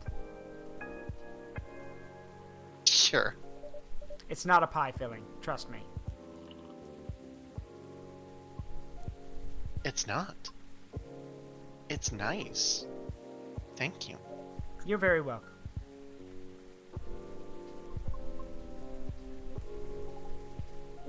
What's on your mind? Right now, I'm rethinking my true motivation for doing all of this. The driving force behind everything I've done up to this point. Well, what was it? Oops, sorry, that's Well, your what line. was it? I'm sorry, that's your line. Yeah, I know. When I saw them both on screen, I was like, oh boy, I'm going to be doing a lot of talking. Huh? Your driving force before you started questioning it. I wish to break free from the shackles of prejudice, That's, wow. whether society's or my own. Not only for myself, but also for my kind. I see. So it doesn't have to be an opera, right? Pardon? Reaching that goal can be done in a lot of ways. Like politics. No! No! No! No! No! No! No! Do not! Huh. Do not the cat! You're not wrong, but... Spray bottle. That was just an example, jeez. But I admit, being an entertainer is probably the fastest way to win people over. I mean, yeah, you become a politician, people are gonna hate you. Yeah, that's the Yeah. fastest way to make enemies. Yeah, that's the fastest way to make enemies, is be a politician. You want to make friends? Be an entertainer. You want to make enemies? Be a politician. Yep. But that's not what you want to do, is it? Yeah, I'm sure she doesn't want to make enemies. My heart trembles for the opera. That is why I wish to pursue it, as long as I'm able. However, I believe it is also time for me to consider expanding my horizons. Oh? I simply do not wish to be trapped in my own fear forever. Although I do regret that my one-track-minded efforts may have been in vain. We've been there. Yeah. I don't think everything you've done so far is in vain, though. I always believe in sincere efforts. But never mind that. What are you going to do now? I'm not sure. I already rejected Mr. Lucas's offer. Lucas? He's an influencer. He's been coming here recently. Why does that name ring a bell? Oh, wait! You know him? Not closely, but I think we follow each other on Tomodachi. And guess what? That's not... On And guess what? You can't see it on here, but if you've been paying attention to these, yeah. Liked by Lucas, but also the fact that whenever Lucas or Rachel post, you can sometimes see them liking each other's You can posts. sometimes see them liking each other. If it's even the same Lucas, I mean. What was the offer for? I was offered a spot on his new show. While he's still unsure of the format, his aim is to elevate underrated talents. To showcase and interview them in order to bring their work to the forefront. I see. So what if you rejected his offer? Call him! Huh? Or text him! Tell him you changed your mind! What's the worst that could happen? People are allowed to change their minds. If he rejects you, well, that's his loss, isn't it? I'm not sure it'd be his loss, necessarily. Shh, shh, shh, shh. Just do it. Do it! Just Do it! There we go. Sorry, I had to. Text him. Yeah. Text him. Okay. Oh, she winked at you. Rachel winked at you. Oh, I missed that shit. Oh well. He responded. What did he say? He told me to stay there. Stay here. Because he's coming here soon? Is he gonna come charging through the door? Huh. Hmm? You Does he hear a live, sudden nearby or drive-by. something? No, not really. But it seems he had some things to do around here. I see. What a great coincidence. That means you can clear things up in person. You're right. Thank you for giving me the courage, Miss Rachel. Just call me Rachel, will you? Alright. Just Rachel. Although I regret my one-track mindset, I cannot say it has been entirely detrimental to my life, as it is a habit formed during my time living in the commune. Commune? Unfortunately, we're gonna have to stop there. I've gone a little bit over because I thought we Yeah. would, but yeah, I kind of want to see Lucas just smash through the door. You changed your mind? For real? Just Wait, hold on. Can you say that again? yeah, you changed your mind? For real? Thank you. Okay. All right. Squeeze that in. Yeah. All right. I'll talk to you guys later. Thank you very much. Have a good one. Well, that's going to do it for tonight, everybody. I hope you all had a great time here. We are going to go raid someone tonight. In fact, I already know who we're going to go raid. Lady Glacier is celebrating her anniversary, her stream anniversary tonight. We're going to go say hi to her, as long as she's still streaming. I think she's still streaming. She is indeed still streaming. So we're going to go say hi to her. I hope you all had a great time tonight. I know I did. Big thanks to everyone for coming along and supporting this. Big thanks to Toge Productions for making this game. Yeah, let's get this started. As always, I've been Zaruk Windcaller. It's been a privilege and a pleasure to entertain you, and it always will be. And remember, the memories you make in life, good and bad, make you who you are. Don't change them for anything. All right. See you guys tomorrow for more war crimes. Love you all. Bye-bye.